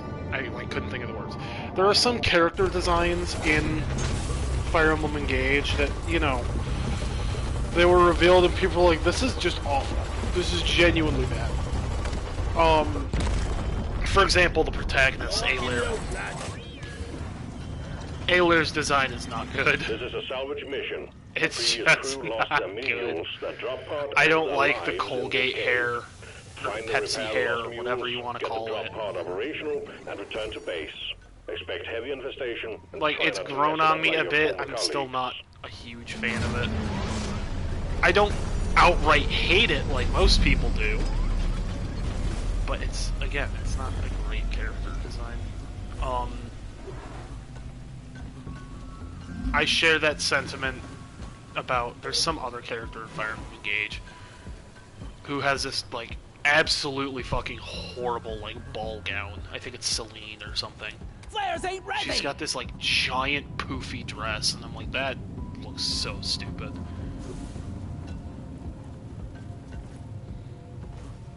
But then there's some other character, I don't know the name of her, who is, I'm sorry? Who is, like, very much, like, you know, the game's, like, diversity thing. She looks very ethnic. And I like her outfit. I know some people have, like, complained about it, and it's like, oh, it's too loud, or whatever. It's like, I like it. Like, it fits a dancer. I don't know if she is a dancer. But if there were any character to assume it's the dancer, I would 100% assume it's her because of that. Platform up! Terrain scanner just got updated with a new location. Die, monsters!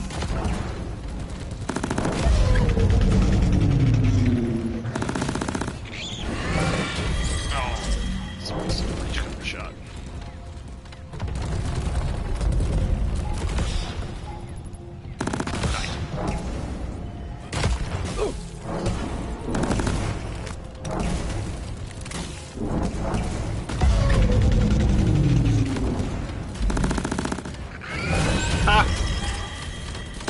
I bet if I had used a breach cutter shot, it probably would have just killed it right there.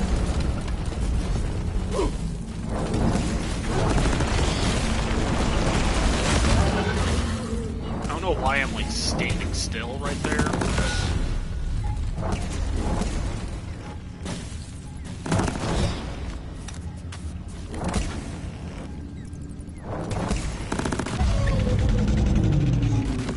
Die.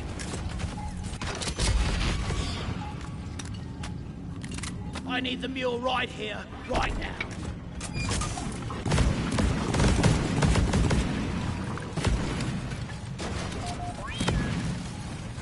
You carry a load well, Molly. Oh, the humor in this game is so juvenile at times.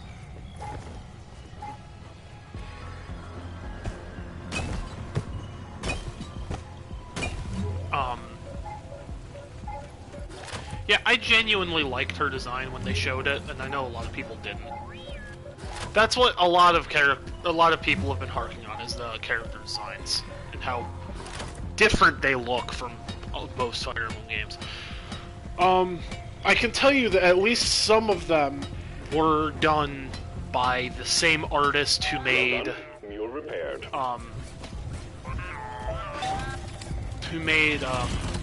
Hako's Veils model, HoloLive VTuber, Hako's Veils. And Bay's design is, it fits. Like, I 100% think that if you took Bay's model and changed it to a Fire Emblem outfit, it would 100% fit into Fire Emblem Engage.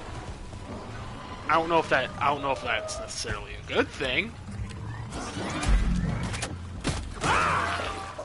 but you can absolutely see, yeah, this was done by a VTuber or someone who designed a VTuber model.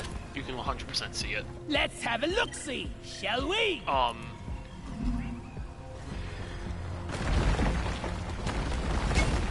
Again, I won't necessarily say that's a good thing or a bad thing, but Where is that damn tin can? that's what most people are like harping on. To be honest, Have some extension. Fates' character designs aren't exactly that much better. They fit in some situations, yes. Typically with the male characters, they fit with The shuttle settings. pilot will really be in for it this time, dropping his cargo like this. Good work, team. Performance point bonus is active. Because if you look at Fire Emblem Fates, oh yes, yeah, if you look at Fates, it is very much there is. Clean as a whistle.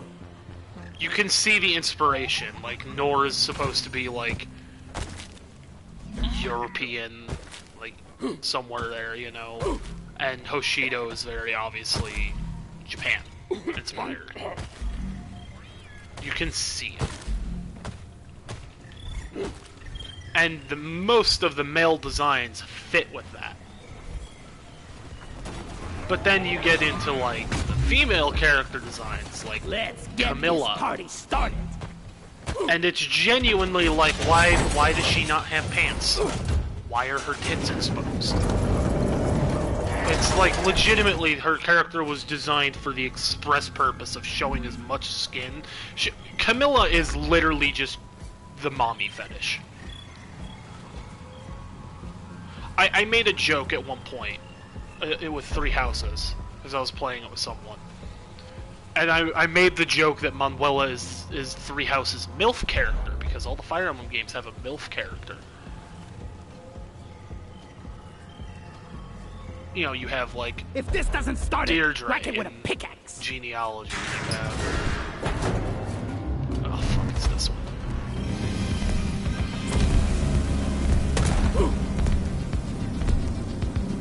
I don't know what I'm supposed to do for this one. Oh, I'm supposed to do this.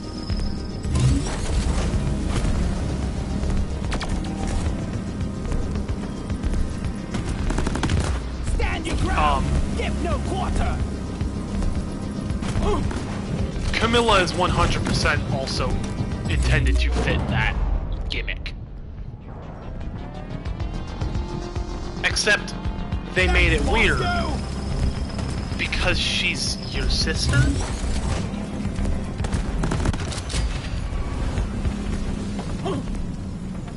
God, I am getting fucked up.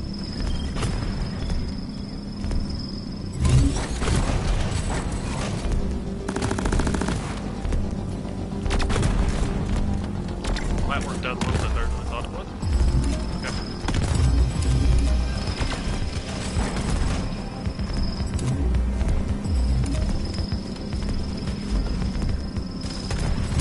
Yeah, saw that coming. Oh well. Say for a machine how humiliating. Okay, good. That absolute fucking awful one. If I had gone after that one first, I don't think I would have died anywhere as much as I have.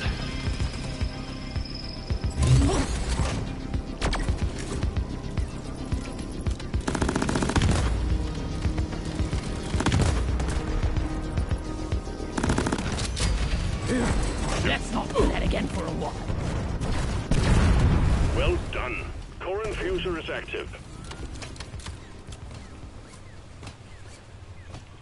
Cool. Is there any health I can get nearby? New red sugar, please. Luck be a lady tonight. What do we got? NG weapon, gunner weapon. I'm not going cosmetic. Let's go NG.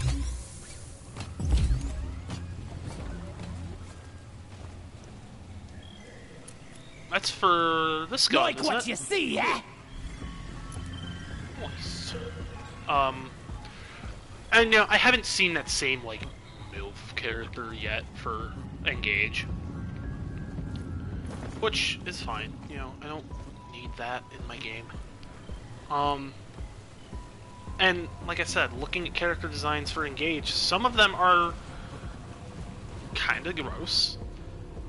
Of the character designs I've seen for Engage, there's only like 2 that I genuinely disliked. And it was Celine and Alir.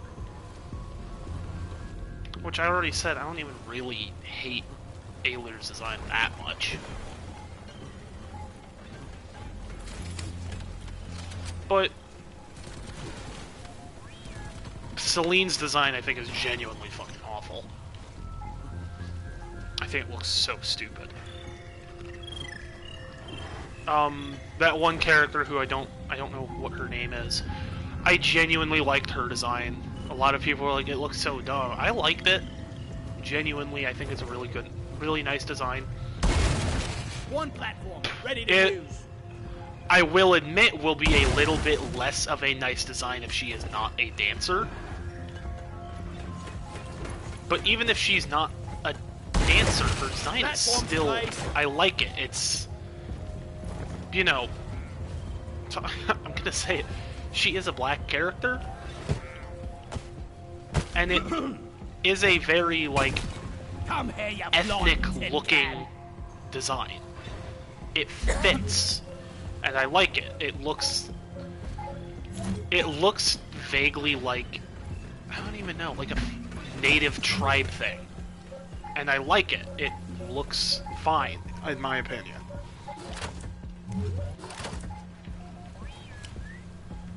Drone, get to work.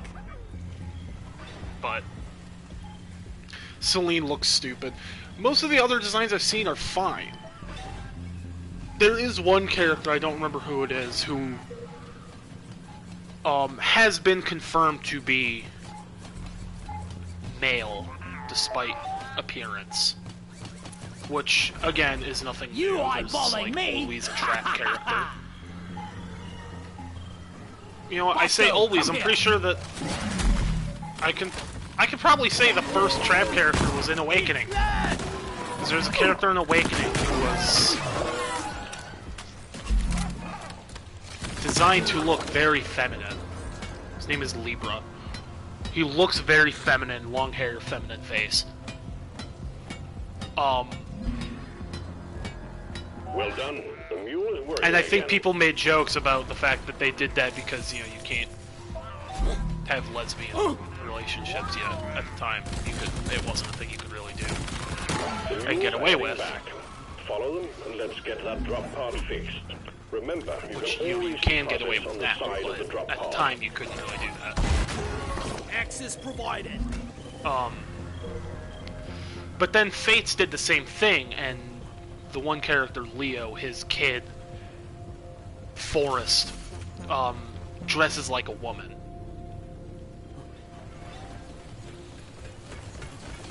And they don't ever really address why Libra looks so feminine. All mules secured. Now to get the pod working. First, do, establishing however, a proper connection between the pod and the space rig. Set up the uplink. Well, what the fuck is the uplink? They do address why Forrest looks so feminine. And it's, I mean, granted, it's not an amazing reasoning, but, you know, it's fine enough, I guess. Platform.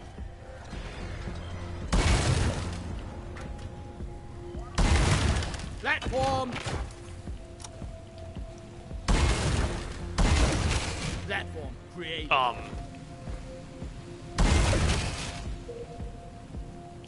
And also, I like Forrest in Fates.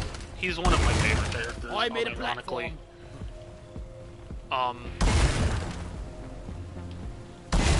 And I want to say it's probably partially because of that whole thing, you know.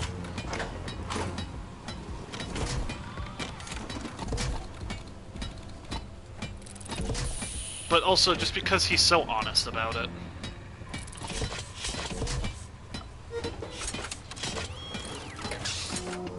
It's literally, he's just being himself.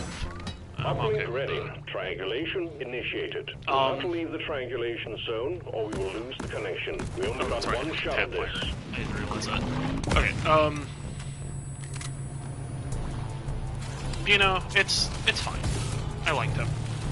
This other character, we'll have to see. Hey, look, I'll say it again.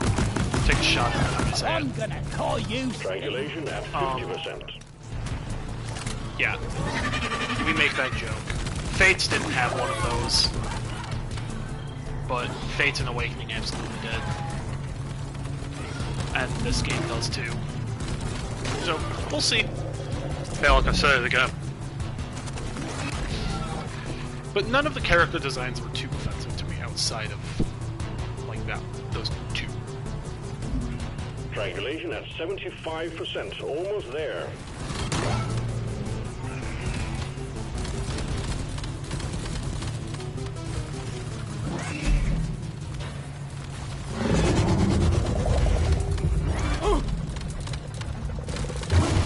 Squash him!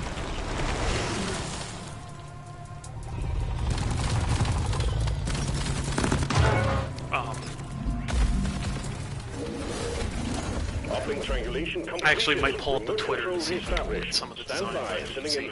There is one other design that has me scratching my head, and I'm not gonna lie, and it's Anna. Anna is like a mainstay in the series. She's like always there. She's in like every game. Oh shit, was that an Anna? I foresee a lot of She's like always shooting in your there. She's been future. in every game.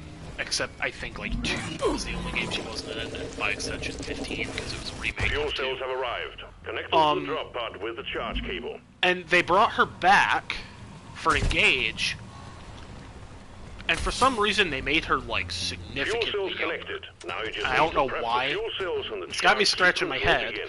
It looks cute, I will say, but I'm like, why does she look so, like... And I hate using this phrase. Why did they lull her?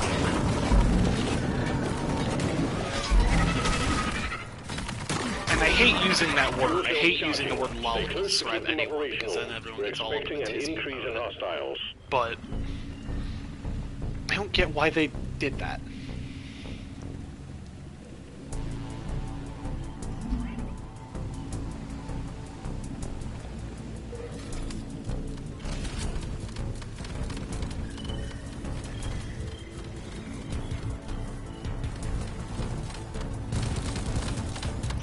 Fuel cells at 50%.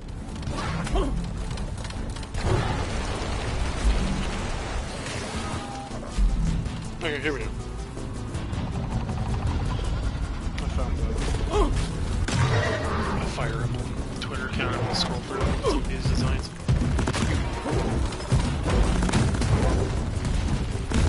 Yeah, I should probably remember that One I've of you has got to remain by the charging fuel one cells. revive Get back left. there.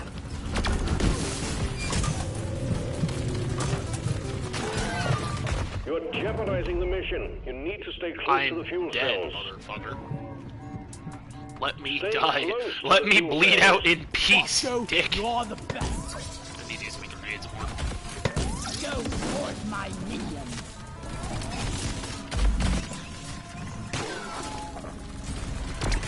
Bring the pain! Resupply order! Oh god, I forgot I'm an engineer. I have a Live turret. positioned. Launching now. Do I have a turret? I think I only have a turret. Fuel cells at 75%. You're almost there. Look at me! I'm your master! Resupply pod is here. Everybody collect ammunition. Ready to shoot. Ready to kill some more crates. Ammo. Ammo taken.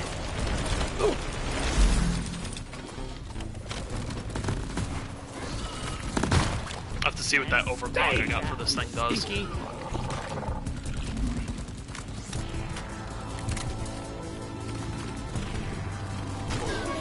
really like the engineer's shotgun. It doesn't feel too it doesn't feel like Hold your punchy ground. enough. We're almost ready to pull you and the goods out.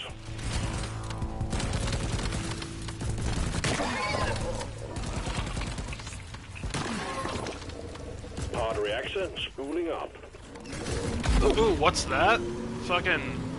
Oh, I forgot there's DLC for Fire Emblem Engage, because it said to announce DLC before the game even released. That's genuinely a cash grab, and I hate it. If a DLC is announced before the game's even finished development, it is 100% a cash grab. If the DLC was worked on after the game was released, then fine. Calculating orbital trajectory. But beforehand, absolutely not. It's 100% a cash grab. Powering radiation What's shielding. that? Fire Emblem Engage? Nintendo Switch icons? Cool, I'll have to go and pick those up. Anyway. Decom operational. Bunch of mechanics and stuff. Three Houses DLC, Tiki DLC. Who the hell is this guy? He looks kind of evil. Pod thrusters calibrated. So part of the problem here is, you know, all the tweets from Fire Emblem Twitter are Japanese. So I have to rely on Pulling you back in. Twitter's translation thing, Drop pod powered which up doesn't and ready to leave. really care about Don't bring it all context home. at all. Get on board, we're leaving with or without you. And to my understanding, he and she in this particular Japanese style of Japanese are very context driven. If that makes sense. You don't really know if if it means he or she unless you look at the context to know. I guess their words are very similar if not identical. So, like, Twitter's correction thing doesn't pay attention to that. And sometimes the context won't help here, I imagine. But it's like,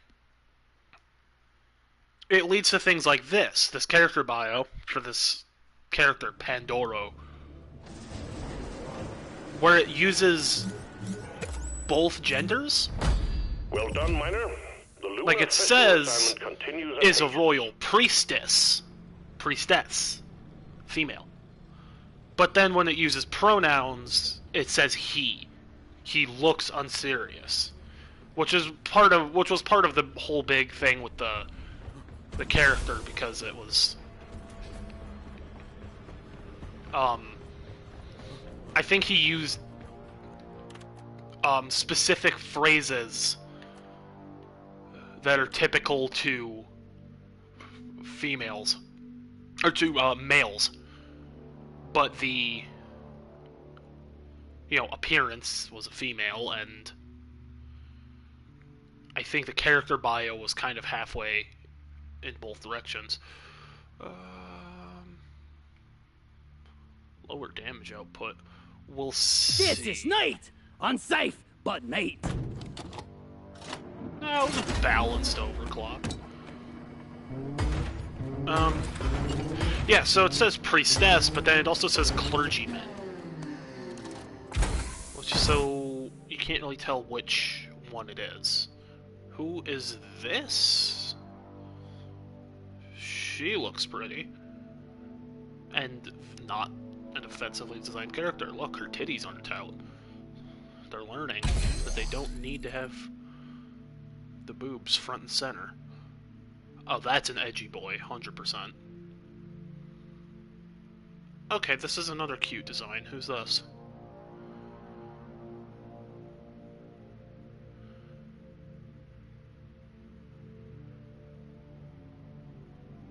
Yeah, she's cute. Okay. Of course, there's a fishing minigame. Oh, who is that?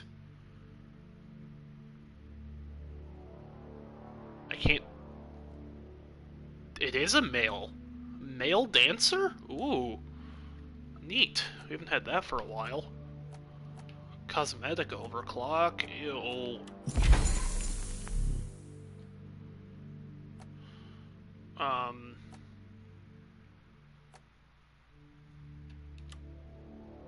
Just for shard diffractor?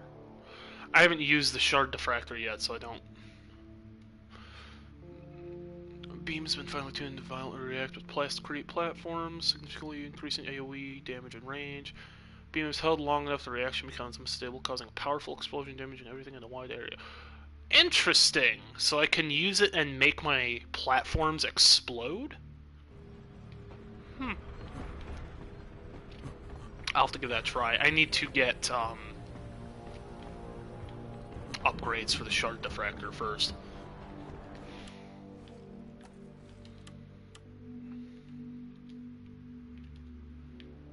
How much does it decrease my damage? Only 5 points. Does decrease my max ammo, though. Is there something... Can I trade something to get more ammo instead? I don't think I want to trade damage for ammo, that's for sure.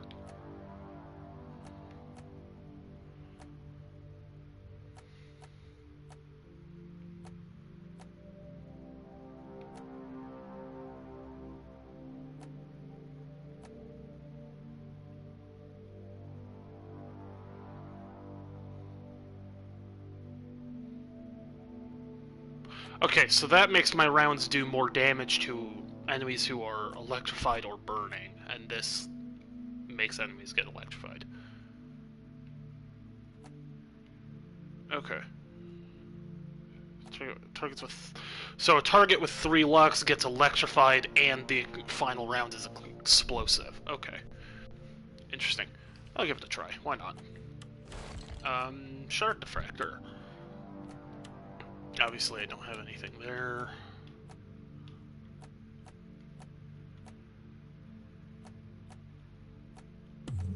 Slap that on. Okay.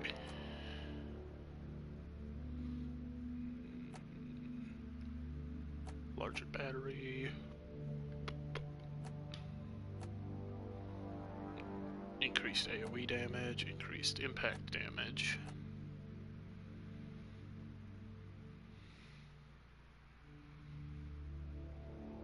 Headshot bonus.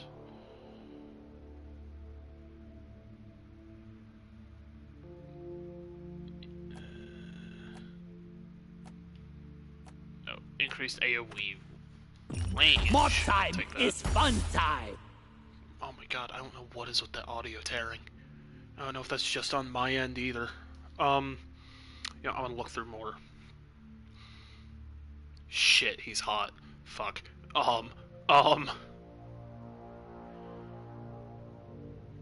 So anyway, yeah, here we have proof that, the character that I said, her outfit is very good, assuming she is a dancer, and she's not a dancer, but I'm still, I'm not mad, because I still do like her design. But also, male dancer? Ooh, and he's hot. Fuck! Oh yeah, here's this chick. Panatone.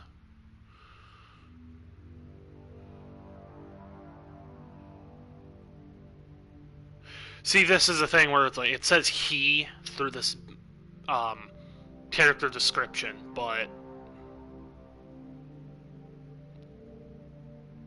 it's very clearly a she. She also has, like, a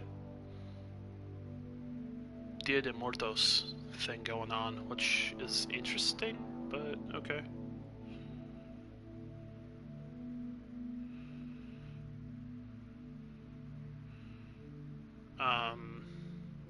Who's the next character?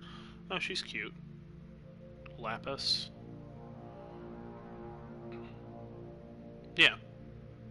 I don't know why that midriff is exposed, but live Fire Emblem Engage character design reactions from me here. There's Ike. Lucina. Oh, who is this? I think that's a guy. I don't know, could go either way. Kagetsu. I can't tell. Is it a guy? I can't tell because his chest looks a little big. Okay, so it is, and his hairstyle is fairly feminine. Alright. It's an interesting, like, Japanese flair he's got. Interesting.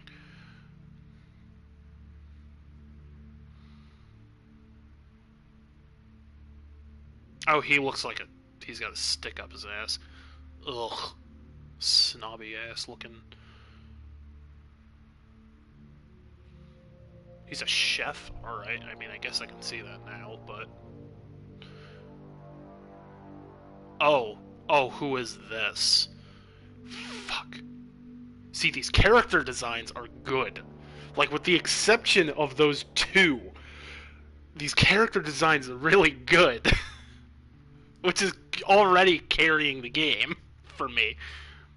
Combined with, like, the animations. Because, like, every time they do one of these character reveals, or, like, spotlights, I guess you should call them, they pair it with a clip of them scoring a crit on, like, a generic enemy. And those crit animations are nuts. Because, like, traditionally, like, in the Game Boy games and all that, even if in, like, the 3DS games, I think Three Houses kind of took a step away from it. I think some characters still do it. But there's a joke with Fire Emblem that spinning your weapon gives you 200% more damage. Because a critical hit triples your damage output, and the animations for criticals are almost always spinning the weapon in some way. And, like, some of the crit animations we've seen are really good. There's the one character, I don't remember his name, he has a sword, and the crit animation, he, like, hits it into the ground and drags it up and kicks rocks up before slashing at you, and it looks so fucking cool. But, anyway. This character is very pretty. Who is this? Citrinica?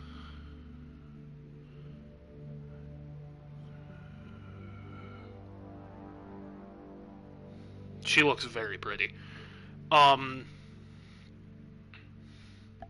Is she a mage? She is.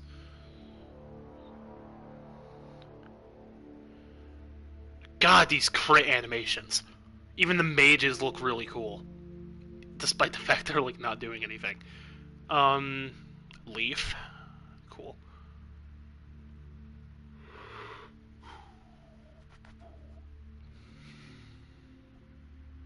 Oh my god, the emblem ring for Fire Emblem 8 has Erica and a frame? Oh, I love that. Oh, I love that. Here's the trap that I was talking about, Rosado.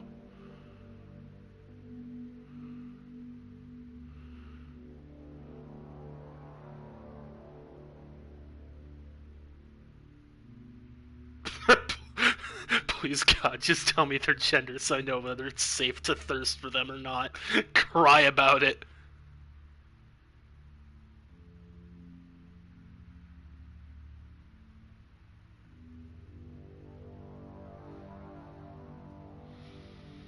Oh, Lord. It's like when people were thirsting after, whatever character that was in Scarlet and Violet, and then immediately, like, they were like, Rule 34 artists immediately got to work drawing this character with, like, huge tits, and then it was like, it's a guy. And they were like, fuck. I already have this art of her with, like, H cups, what do I do now? Oh, good times.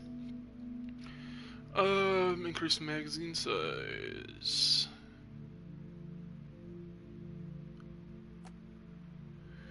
Increase charge speed. Charge speed's always nice. Much better. Nitrogen vaporizer. Armor breaking or direct target heating.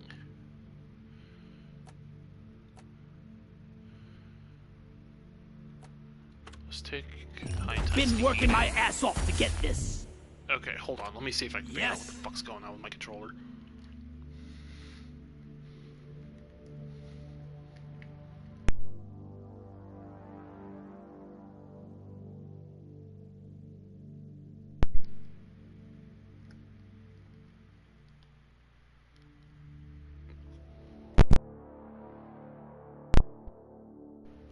Okay, let's see if that helps at all.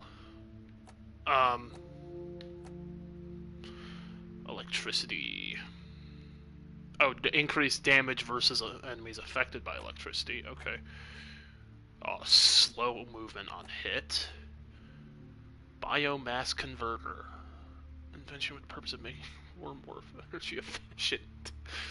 Enabling your weapon to extend current beam duration with every kill? Ooh. I'll have to decide on that one later. I still need to figure out which one of these top row I want.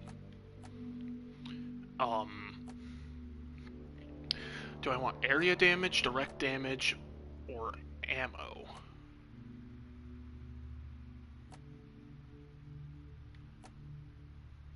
I'm gonna go with direct damage. Magnificent mod! Okay. I'll have to give it a spin.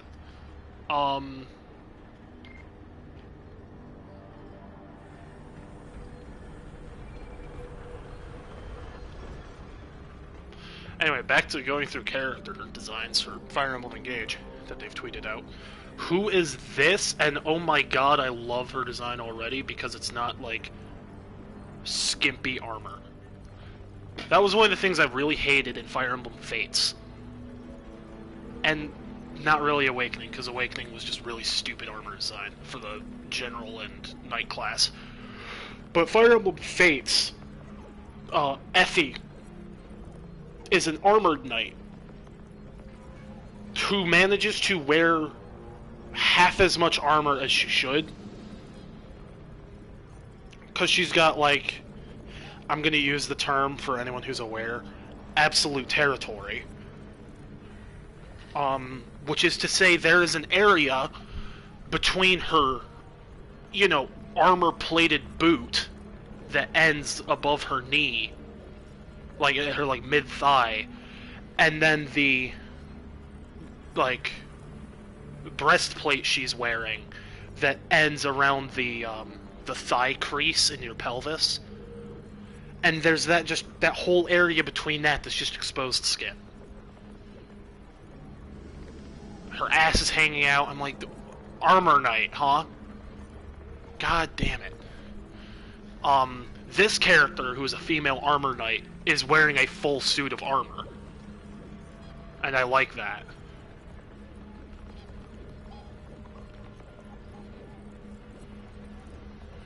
And I like this moron down here talking about how they don't know how to design armor. This looks great. This looks like a suit of armor, from what I can see here.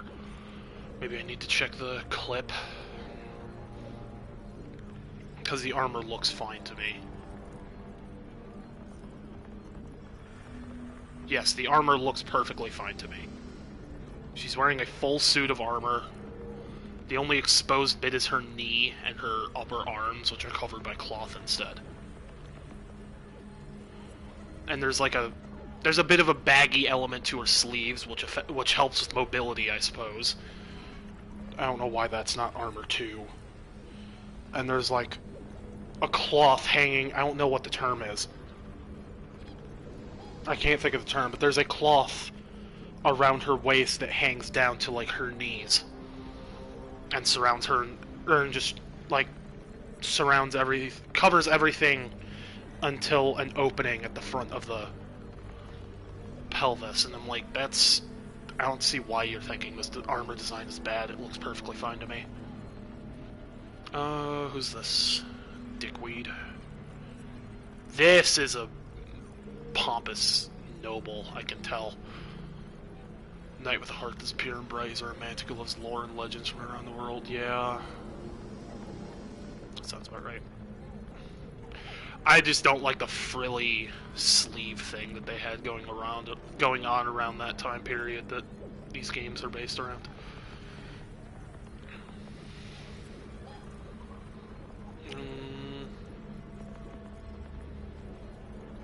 Oh, hey yo, hold up. Amiibo. Fire Emblem Engage supports Amiibo. You can get items used for your adventure with all Amiibo. If you hold an Amiibo from the Fire Emblem series, you'll be able to get the outfits of the Heraldic Warriors and songs from past. Holy shit, Ike! I get to use your outfit. Hell yeah. I wonder what soundtrack, or what music track from which Ike game I get for that. I wonder if it's the same one that's in that you get in 3 houses for scanning the Ike amiibo. Okay, now that is a himbo. Oh fuck. That's a himbo if I've ever seen one. God damn. Oh wait, are they gender neutral? That clip has female alien wearing... I'm pretty sure that was Sigurd's outfit. We'll see. If I can wear Ike's outfit as female alien, I'm gonna lose my mind. Okay, this character, I don't know about her design, I will admit. Second princess of Illusion Kingdom, Ivy's younger sister, innocent, selfish, affectionate towards relatives, oh god. Candy cane girl.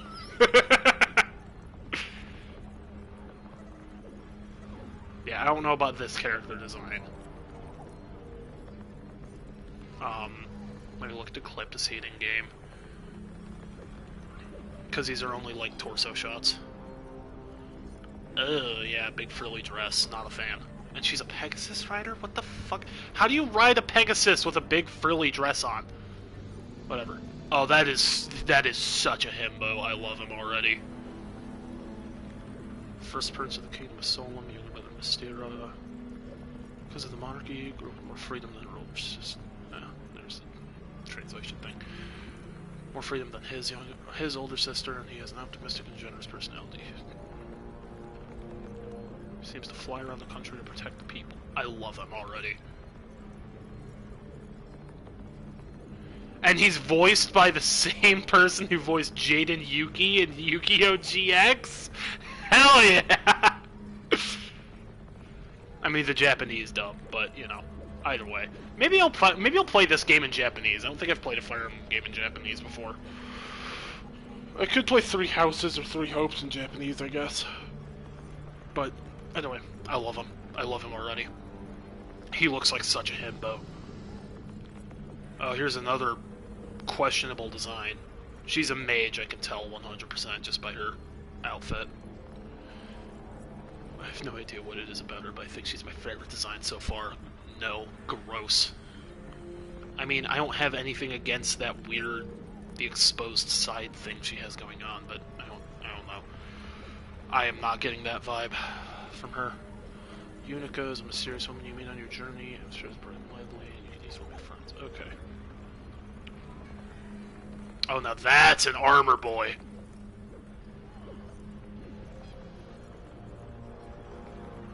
And he's evil. God damn. Oh, wait.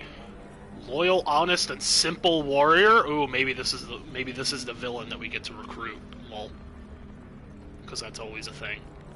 The honorable villain that we can recruit. Confidant of the 4 dogs. Who plan to revive the evil dragon. Violent, insane, and dangerous sorcerer. Yeah, I could gather that just from his portrait. Who's next? Corn dog. Byleth. I wonder if it's locked to male Byleth or if you can choose which. It's probably locked to male Byleth.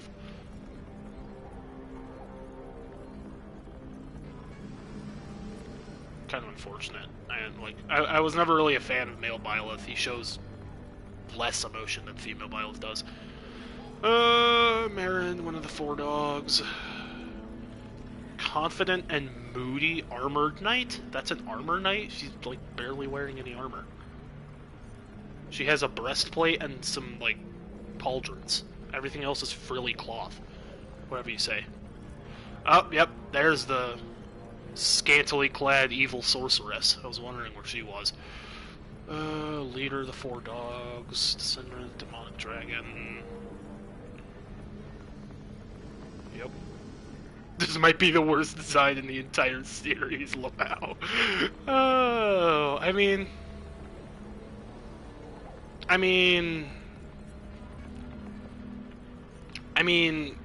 she's clearly designed to be the sexy, scantily clad evil sorceress.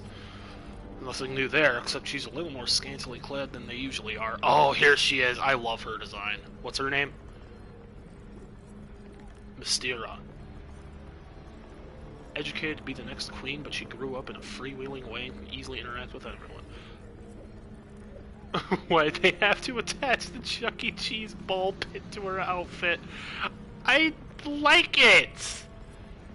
I like the, like, giant beads that she has, like, around her, like, hips and wrists. Man, fuck all y'all. All y'all can suck a caterpillar dick. But come on, that design looks so... Ugh! Anyway.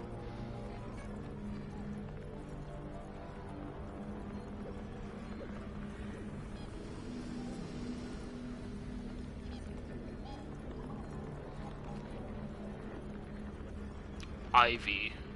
Yeah, that's... She looks evil.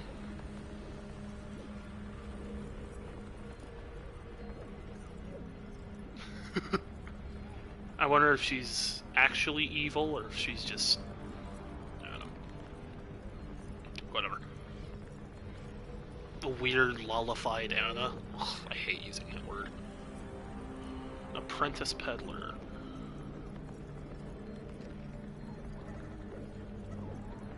I don't know why they made her younger for this one.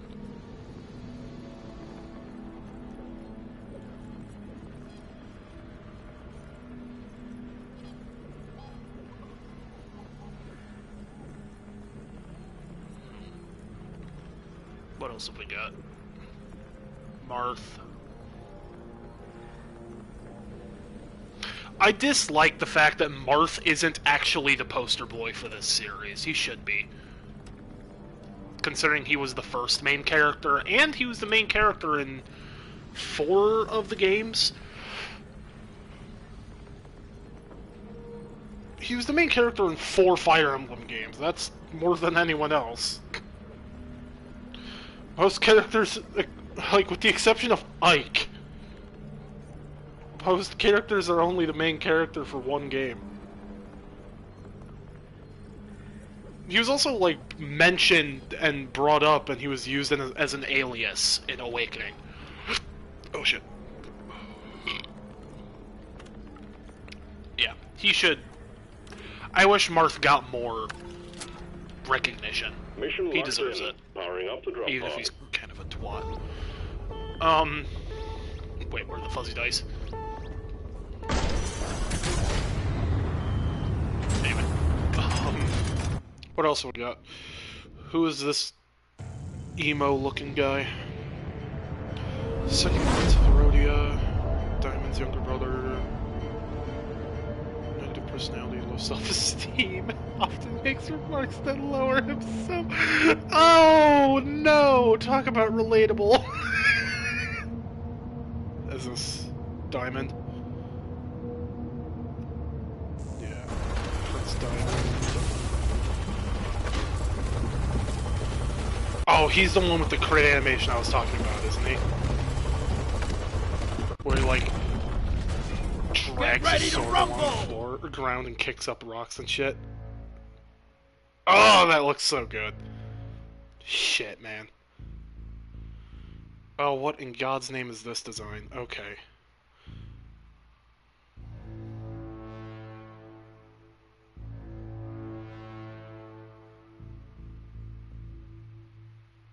Why does she look like a 6-year-old with boobs, though?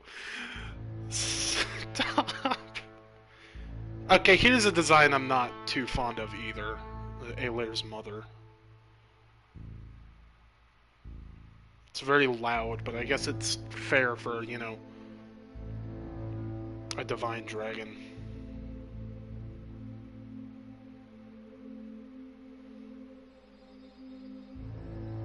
That design is fine. That design's fine. That's Sigurd. Her design is alright. I don't... It's another one of those characters that kind of feels like she has pointless cleavage showing, but, you know, whatever, I guess. Armor Knight looks good. Celica... Is this Celine, right? Yeah, Celine. With her ugly-ass... dress.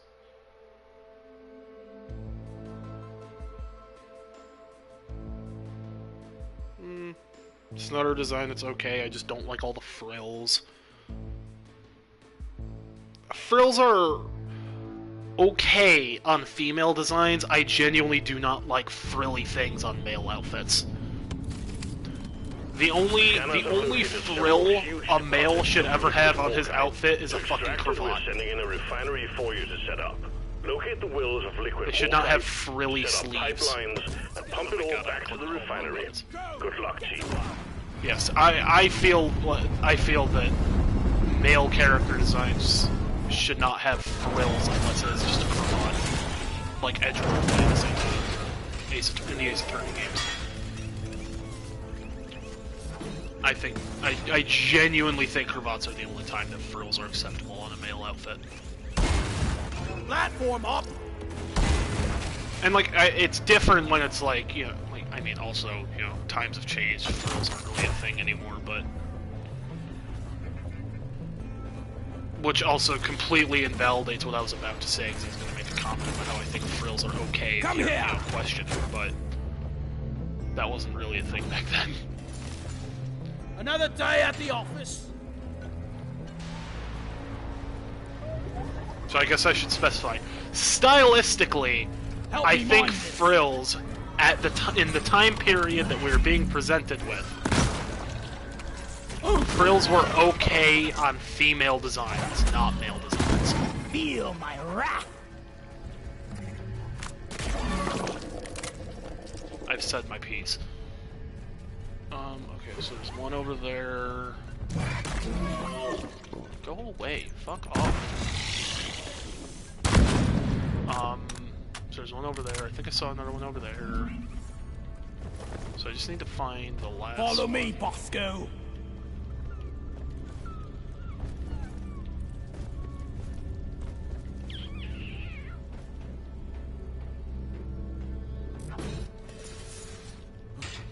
I think I've gone through like all the character designs that they've posted up on Twitter, with the exception of Alir, but I've already talked about Alir's design, how much I don't hate it, but don't really like it either.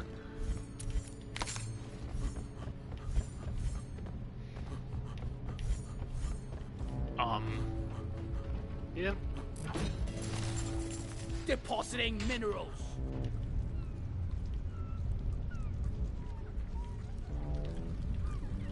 It's not showing anything more because I haven't explored.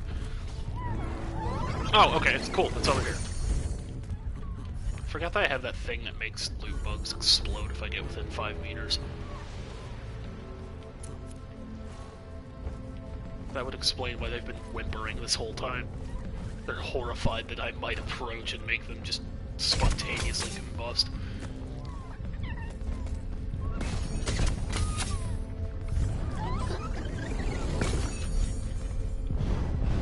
It'll be a beauty once it's complete.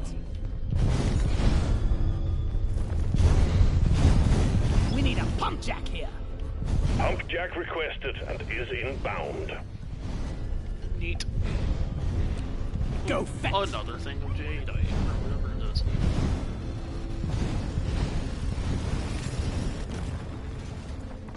All right, let's get the pump jacks hooked up to the refiner. Pipeline place. Funny. Anyway.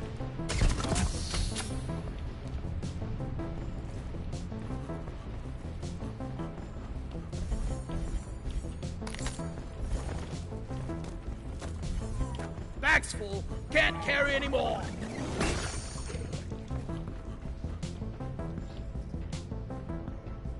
The fuck is Bosco?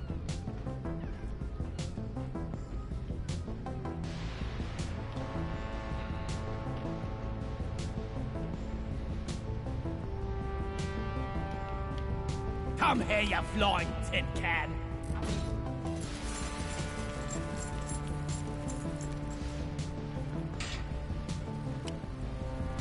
Bosco, activate construction mode.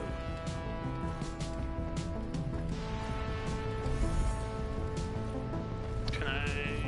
One down, more to go.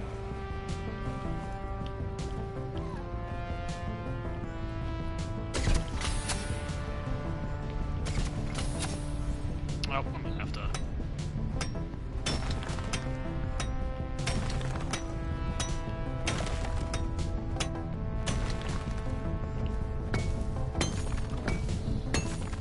Pipeline successfully connected to pump jack.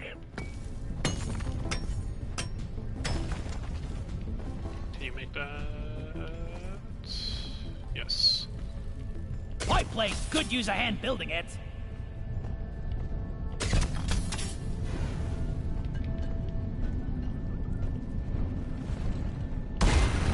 Platform! Access provided. Platform!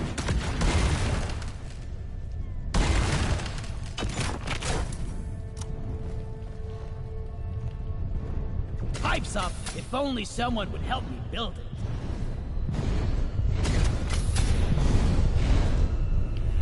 Send a pump jack, please. Pump jack launched. Stay clear from the impact zone.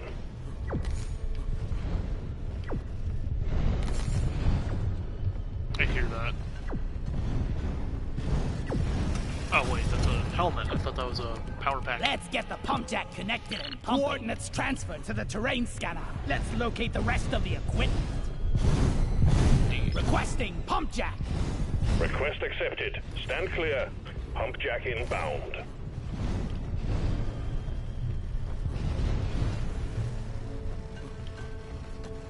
Oh, more search notes. Cool. Oh, no, Connect the pipelines to the pump jack. Pipe goes here. Time to grind.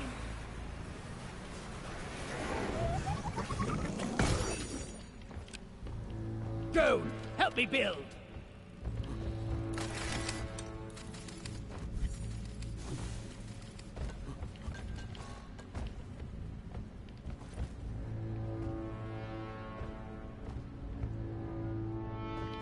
Can I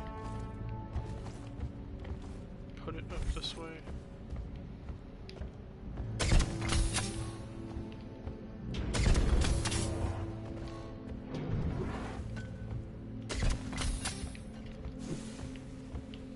I gotta remember that the flares in this game have, like, the same general physics as Ultra Kill's coins.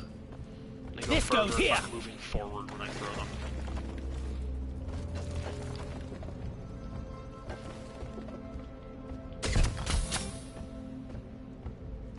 Pipe construction here. Second pump jack connected. You're almost there. Give me some light. That's not what I wanted. Build it, Bosco. Build that. And where the hell is that helmet? Up that way, huh?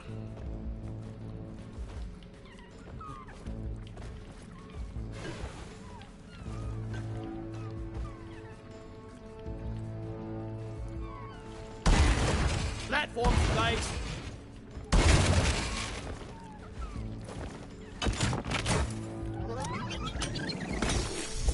What's this? Right?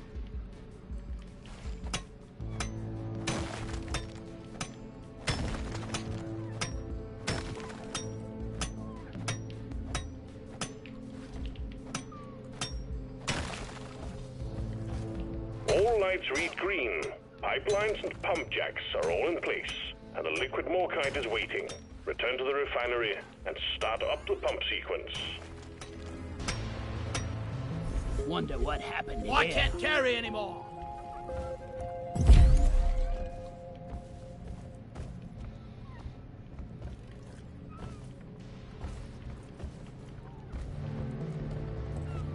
Well, it gives me one part of the pickaxe, really? Give me like two.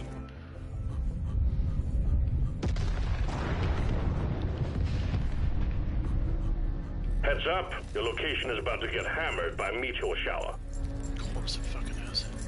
Damn We got a hell of a blip heading your way, team. Get ready. it. Oh, of course. Everything has to happen at once, doesn't it? Well, it's a good thing I went up and grabbed that when I did. Refinery Because I'm and not going all back pump up there. jacks are working at full capacity. Be warned, the noise will draw in the locals, so stay on your toes and do what you can to protect and maintain the equipment. Incoming! Smoke him if you got him. All the noise is pulling in the locals. Take them out before they gnaw up our pipelines.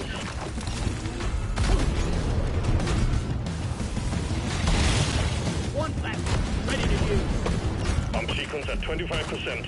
All systems running at 100.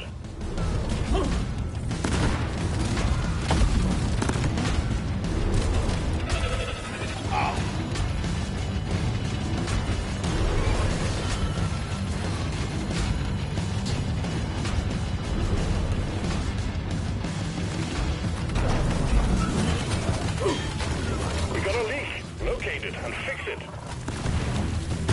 Pesticide coming up.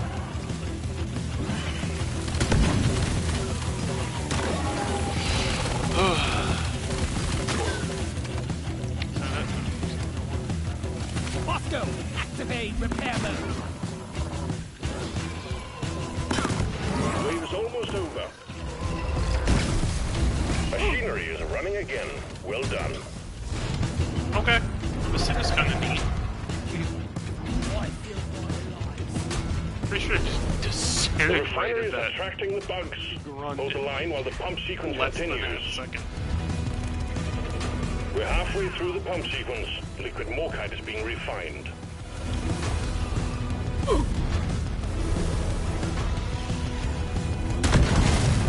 Oh, I made a platform.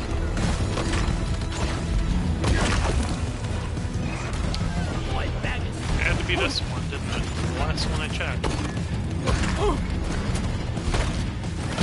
Taste the pickaxe! Ouch, ouch, ouch. Pump sequence at 75%. You're doing good.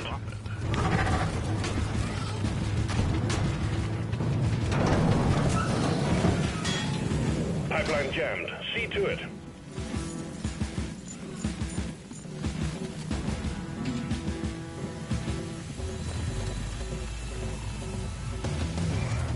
Help me fix this. That's not right. Right.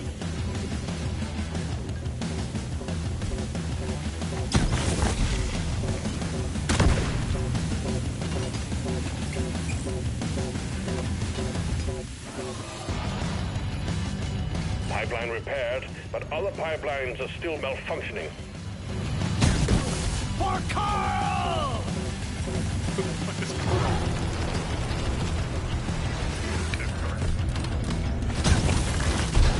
The extraction of liquid morkite is running again. Keep up the good work. We'll be done in no time. The shark fractor thing seems pretty good. Incoming Not wave. in the same way that the breach cutter is. I absolutely think the breach cutter is a better fucking broad shred everything Yeah, in front of give you. me some sugar. Pump sequence completed. All the liquid morkite has been refined, and the cargo rocket is loaded and awaiting your go. Press the launch button when you're ready.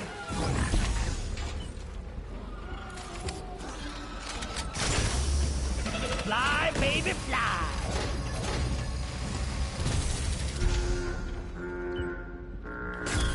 The power of a star in my hand.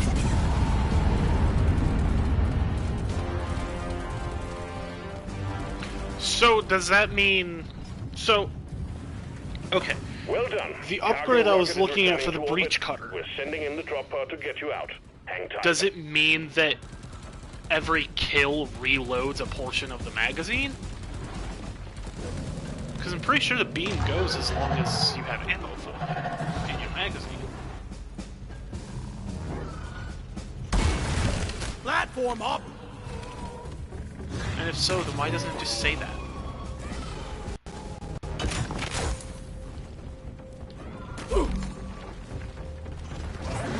Drop pod departing in T-minus 3 minutes.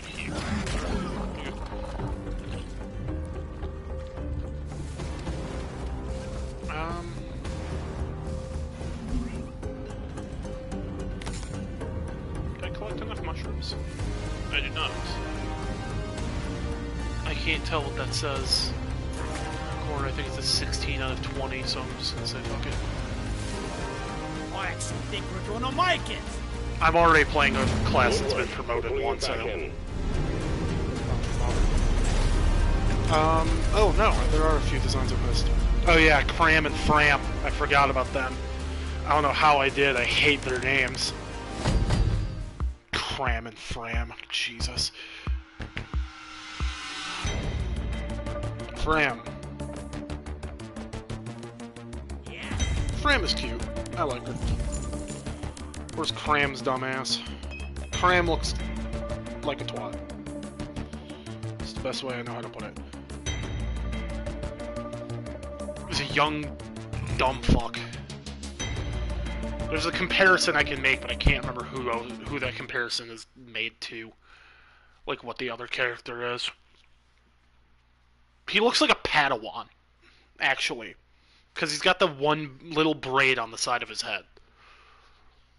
Which I can pull off because I have long hair, and the braid just kind of blends in with the rest of my hair when it's down.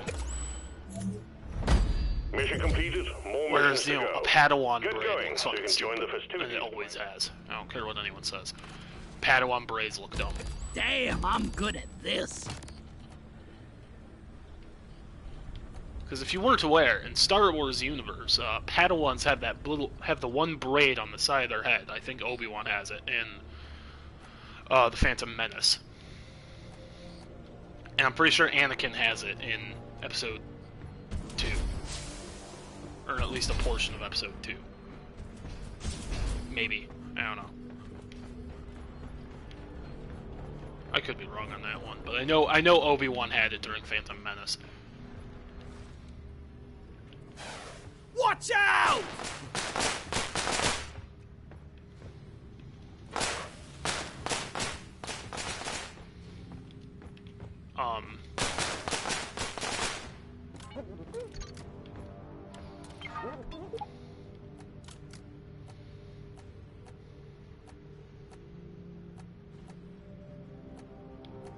But I don't know what the point of the Padawan braid was, but I know that Padawans had it and their master was supposed to cut it off when they completed their training or something like that, so I think it was traditionally cut off with the lightsaber too.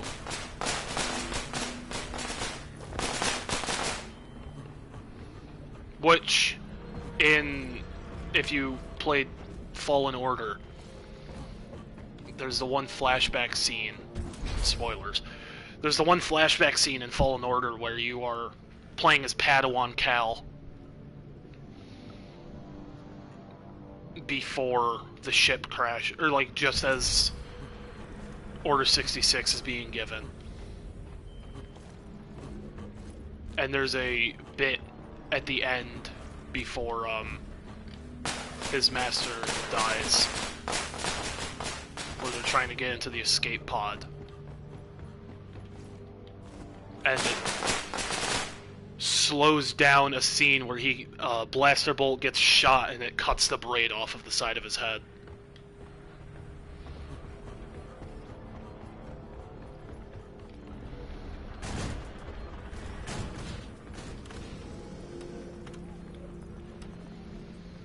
Ew.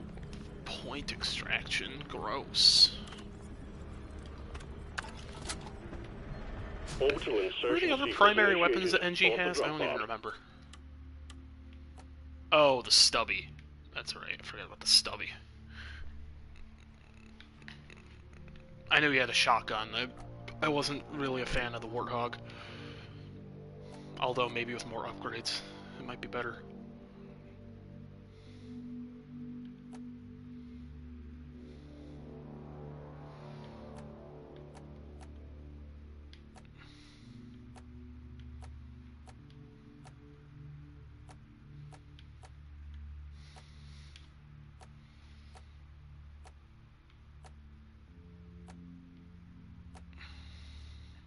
It just feels like it doesn't do enough damage.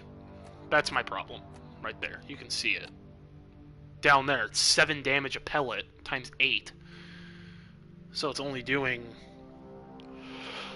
at max, like assuming every pellet lands, it's only doing 42 damage.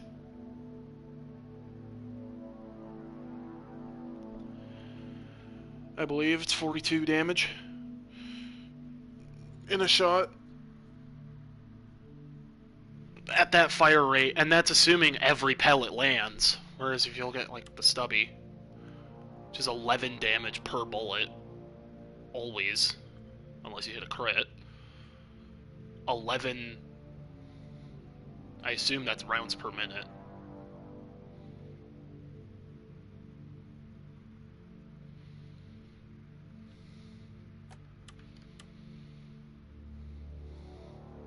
You know, 22 damage a round or per shot. You know, it just doesn't feel like it's worth it. It looks like the Doom shotgun. I'll give it that, but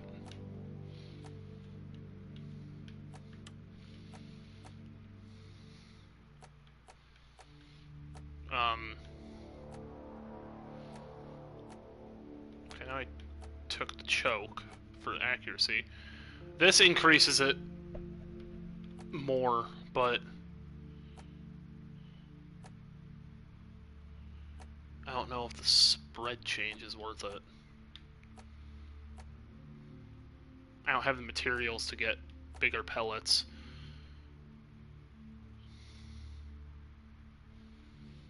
But, I don't know, I think armor breaking might be better.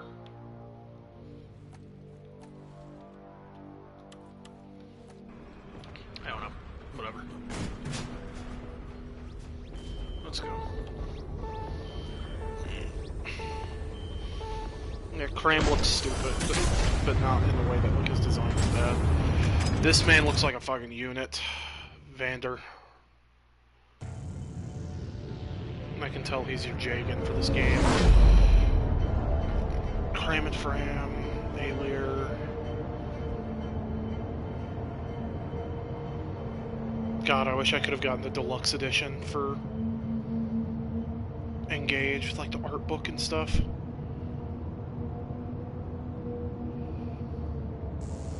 Wait, what is this?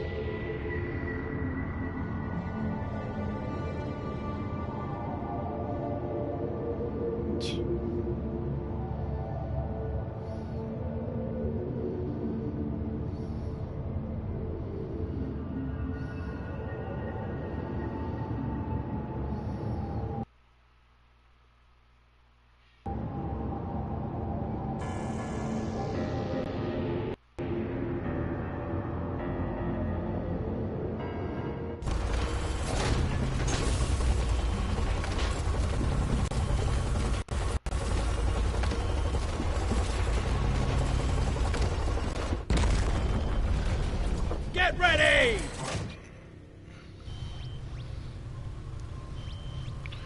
Alright. We've detected an area of I hate this map. I genuinely hate this map. It gives me the creeps. And extract the quark from within the walls. We've sent in a specialized heavy lifter, and we're expecting Gives me heavy the resistance. creeps. So the lift has been equipped with heavy armaments, but keep focused. It's about the goods. Because of the Reaper vines.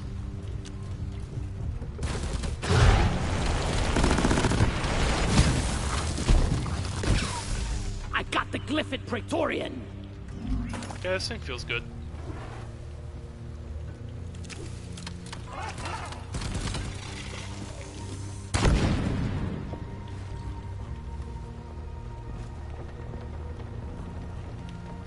Yeah, it's the Reaper vines. They give me the creeps. Go fetch!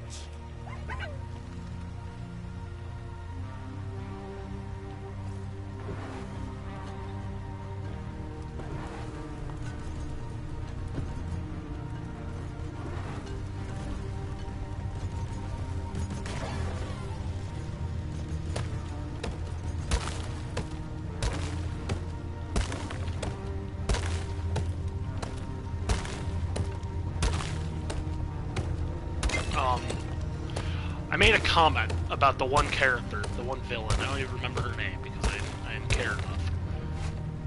That and I read one of the comments on it. It was like, this is the worst design in the series, and they laughed about that. Because I didn't think it was that bad.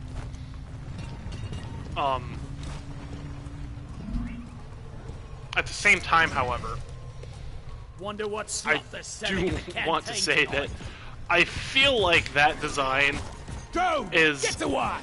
not worse than, like, well, not worse than the design of Nui Baba in Fire Emblem Echoes, the remake of Gaiden.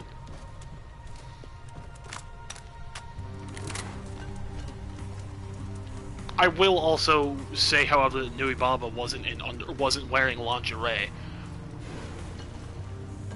But if I had to imagine, that's probably what Nui Baba Follow was me, wearing Bosco. under that robe. Mine it. If I had to guess. Does that make any difference? No. I just hope I fucking cursed whoever was listening to this. Light for me, please.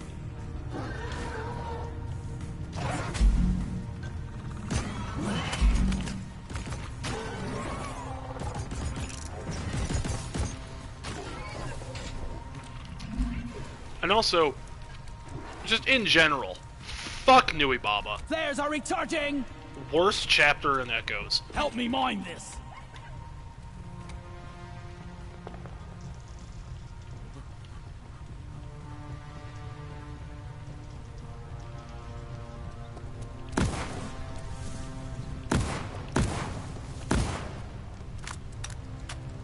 Like, I don't know who decided giving Nui Baba a spell that could drop anyone down to 1 HP from, like, the other side of the map was okay.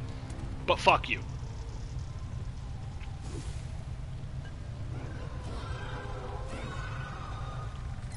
Dwarves don't die.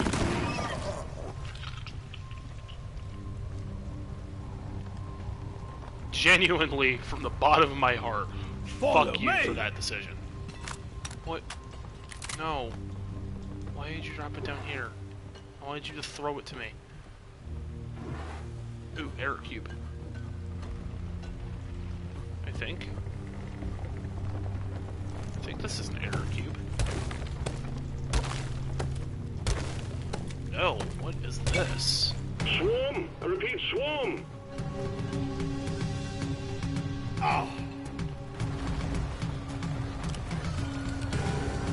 Help me with the minerals here.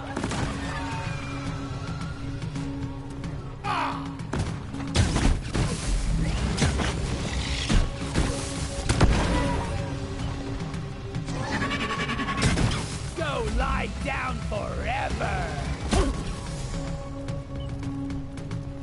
Oh, I didn't notice this thing doesn't have to reload. Okay.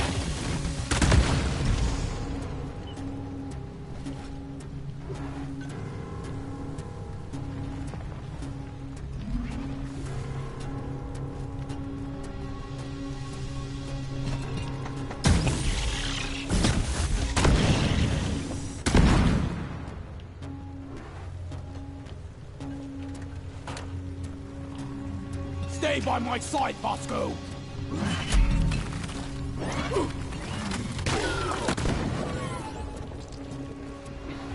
So I'm gonna take a guess that that upgrade I was looking at for this thing is either Bosco, it mine it. reloads partially on a kill, or it refunds ammo partially on a kill. Either way.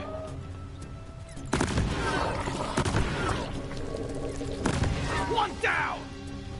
Either way, I think it was one of the better upgrades for that tier.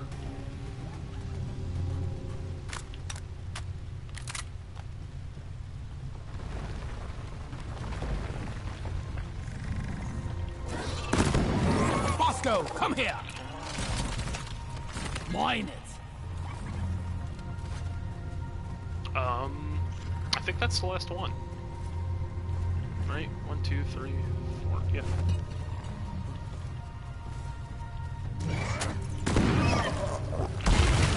Platform up. Then I just need to bring them back.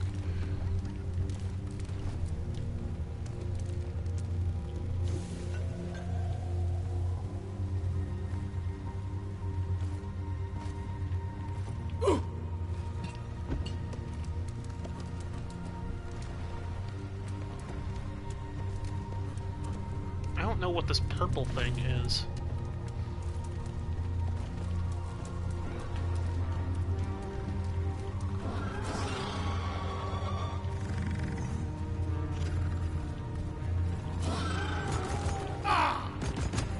Did not go as far as I was thinking it would. Platform!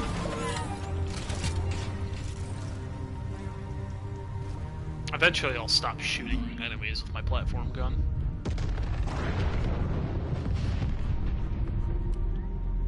Eventually. Transport support, now! Maybe. Okay.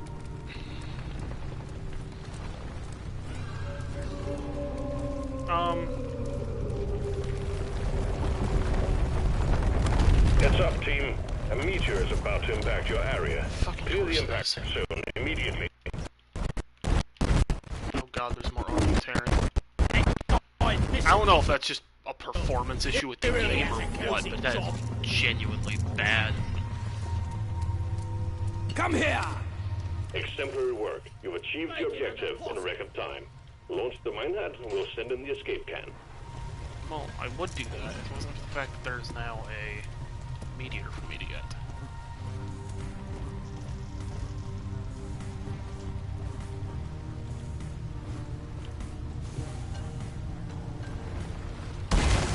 Platforms placed. Requesting rock cracker package.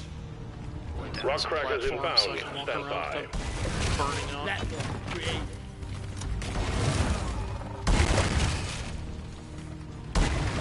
Platform!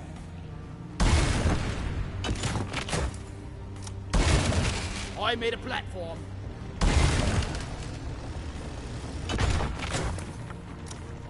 Why did you drop one of them all It the burns. fucking way It down burns. there?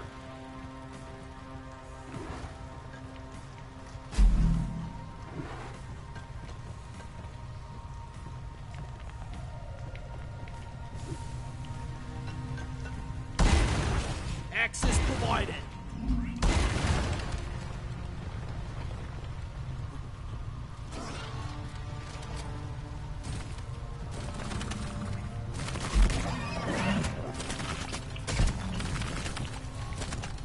That might be too sharp of an angle.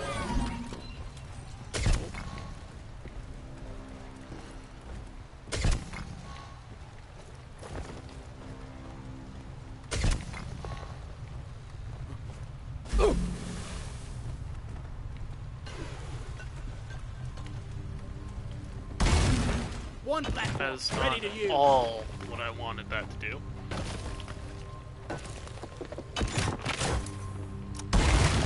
Platform!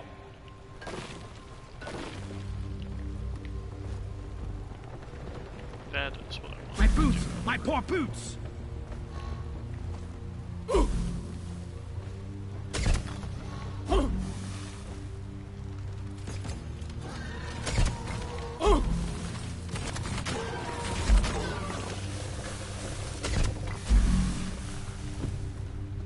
But attach! Attach! What the fuck? Combat positions. The swarm is here. Why are you not attaching? Piece of shit. I bet that's why.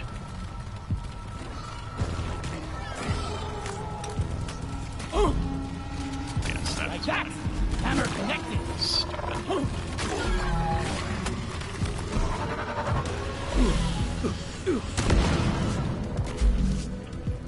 All stars. Go! Get to work! I got it! Yeah, I don't think the damage sacrifice is anywhere near as bad as it sounds.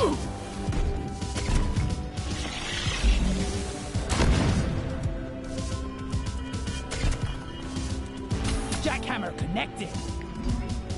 All hammers read green. You can start them up when ready. Jackhammer assembled!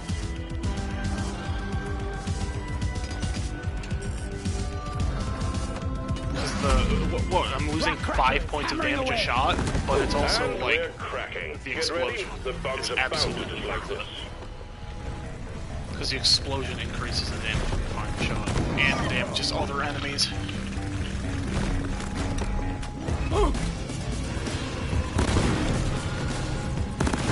It does kind of make the lightning thing not worth it.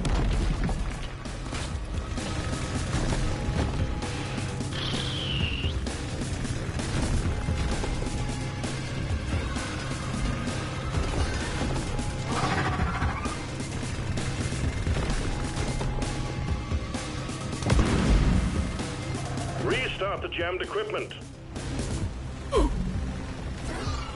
You need those hammers active to crack the meteor. Keep them safe. Working on it, forehead. Good. All hammers are hammering.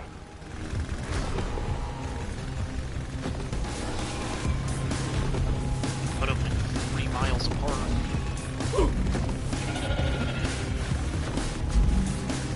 Oh, I smell bacon. My That board's showing red lights, team. Get those jammed rock crackers back online. that line does not say, "Ow, I'm getting hurt." Alert, the rock To me, it crackers are says, under "Oh, I'm attack. having sex." It's All just rock the crackers way are he green. says, Let's keep "Oh, it I that smell way." bacon." It's the what was that line that This is City going to take used? forever if you don't The keep one all song hammers video. operational. Restart Acting any that jammed ranges parts from ASAP. like I'm totally dying to having sex All with a warm hammers apple online pie. and hammering away. Good work. Okay. Now! Rockpox meteor has been cracked. Remember to deposit the samples you find inside. Oh yeah, I forgot there's 3. Well, I totally only picked up 1 last time. Oh, there's 4.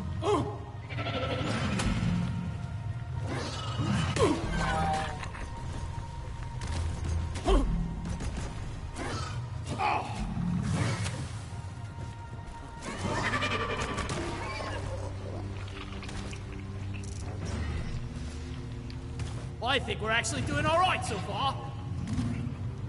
Where's that last one? Where'd that last one go? Come here, you flying tin can. Oh, you get a Down it debuff goes. while you're carrying them, huh? Okay, yeah, where's that one?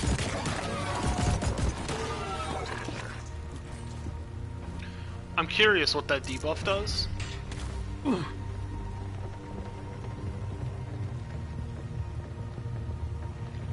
I wonder if it just kills you.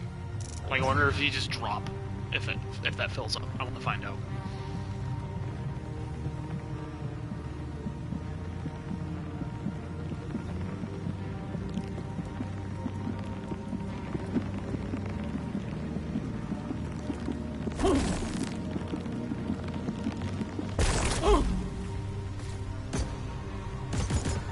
Job well done. Okay, All so plague just cards are accounted for. face huggers here. Okay, whatever. Minehead returning. Escape can inbound. Expect heavy resistance until we can pick you up.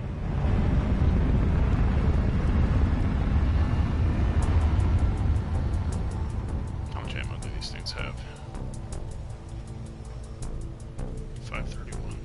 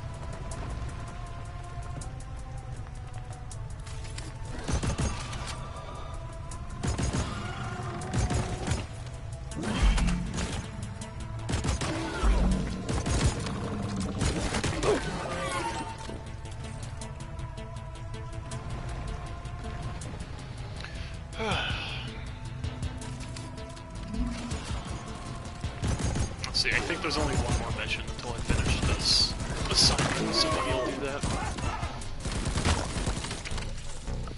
Before cutting stream, I don't know.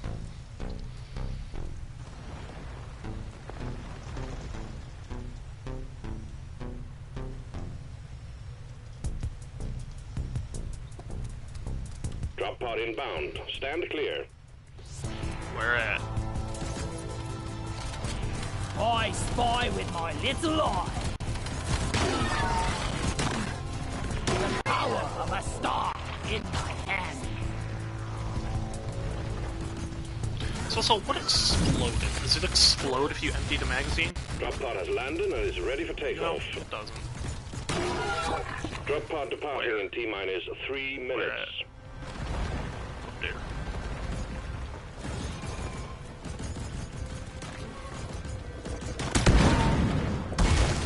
Platform!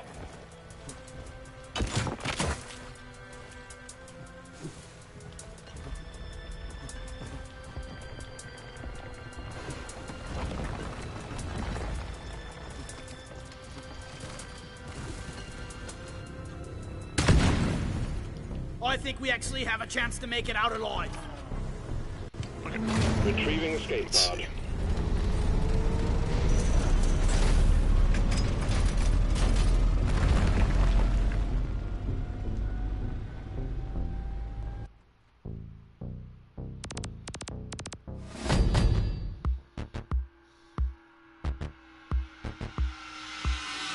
This is the right stuff.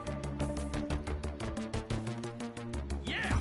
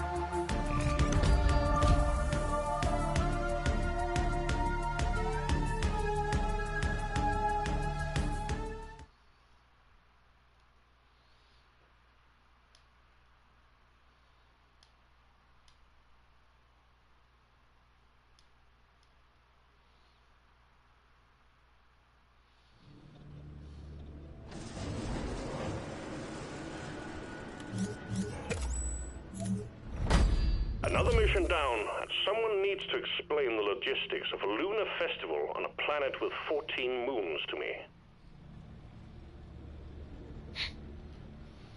Oh god, there's still 2 missions.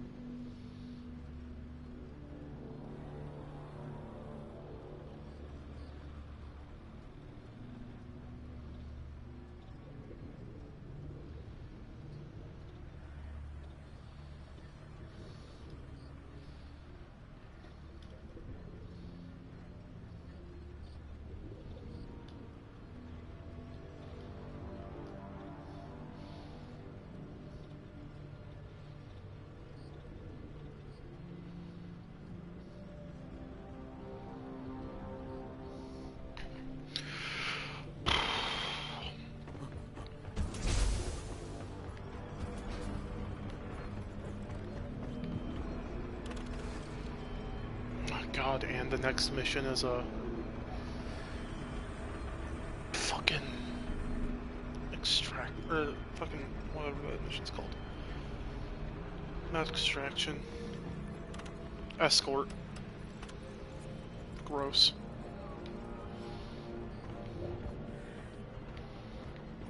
Escorts are disgusting.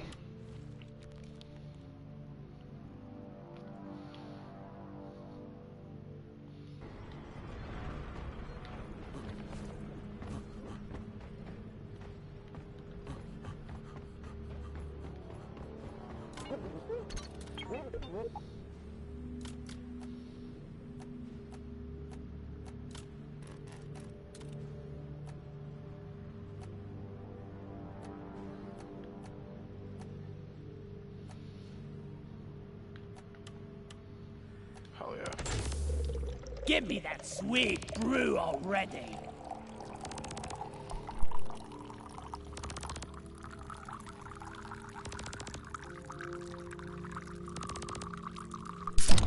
So thirsty. Gimme.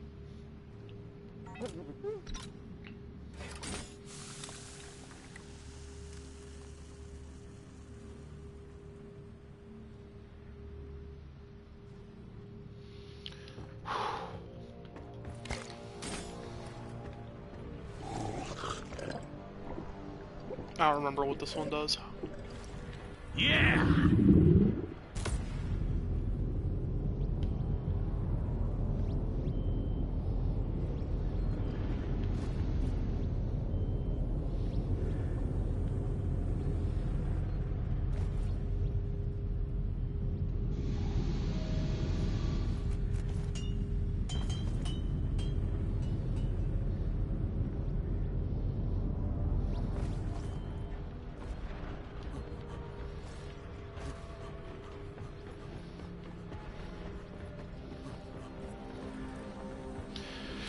Okay, yeah, I'm getting really bored, so I'm gonna end there.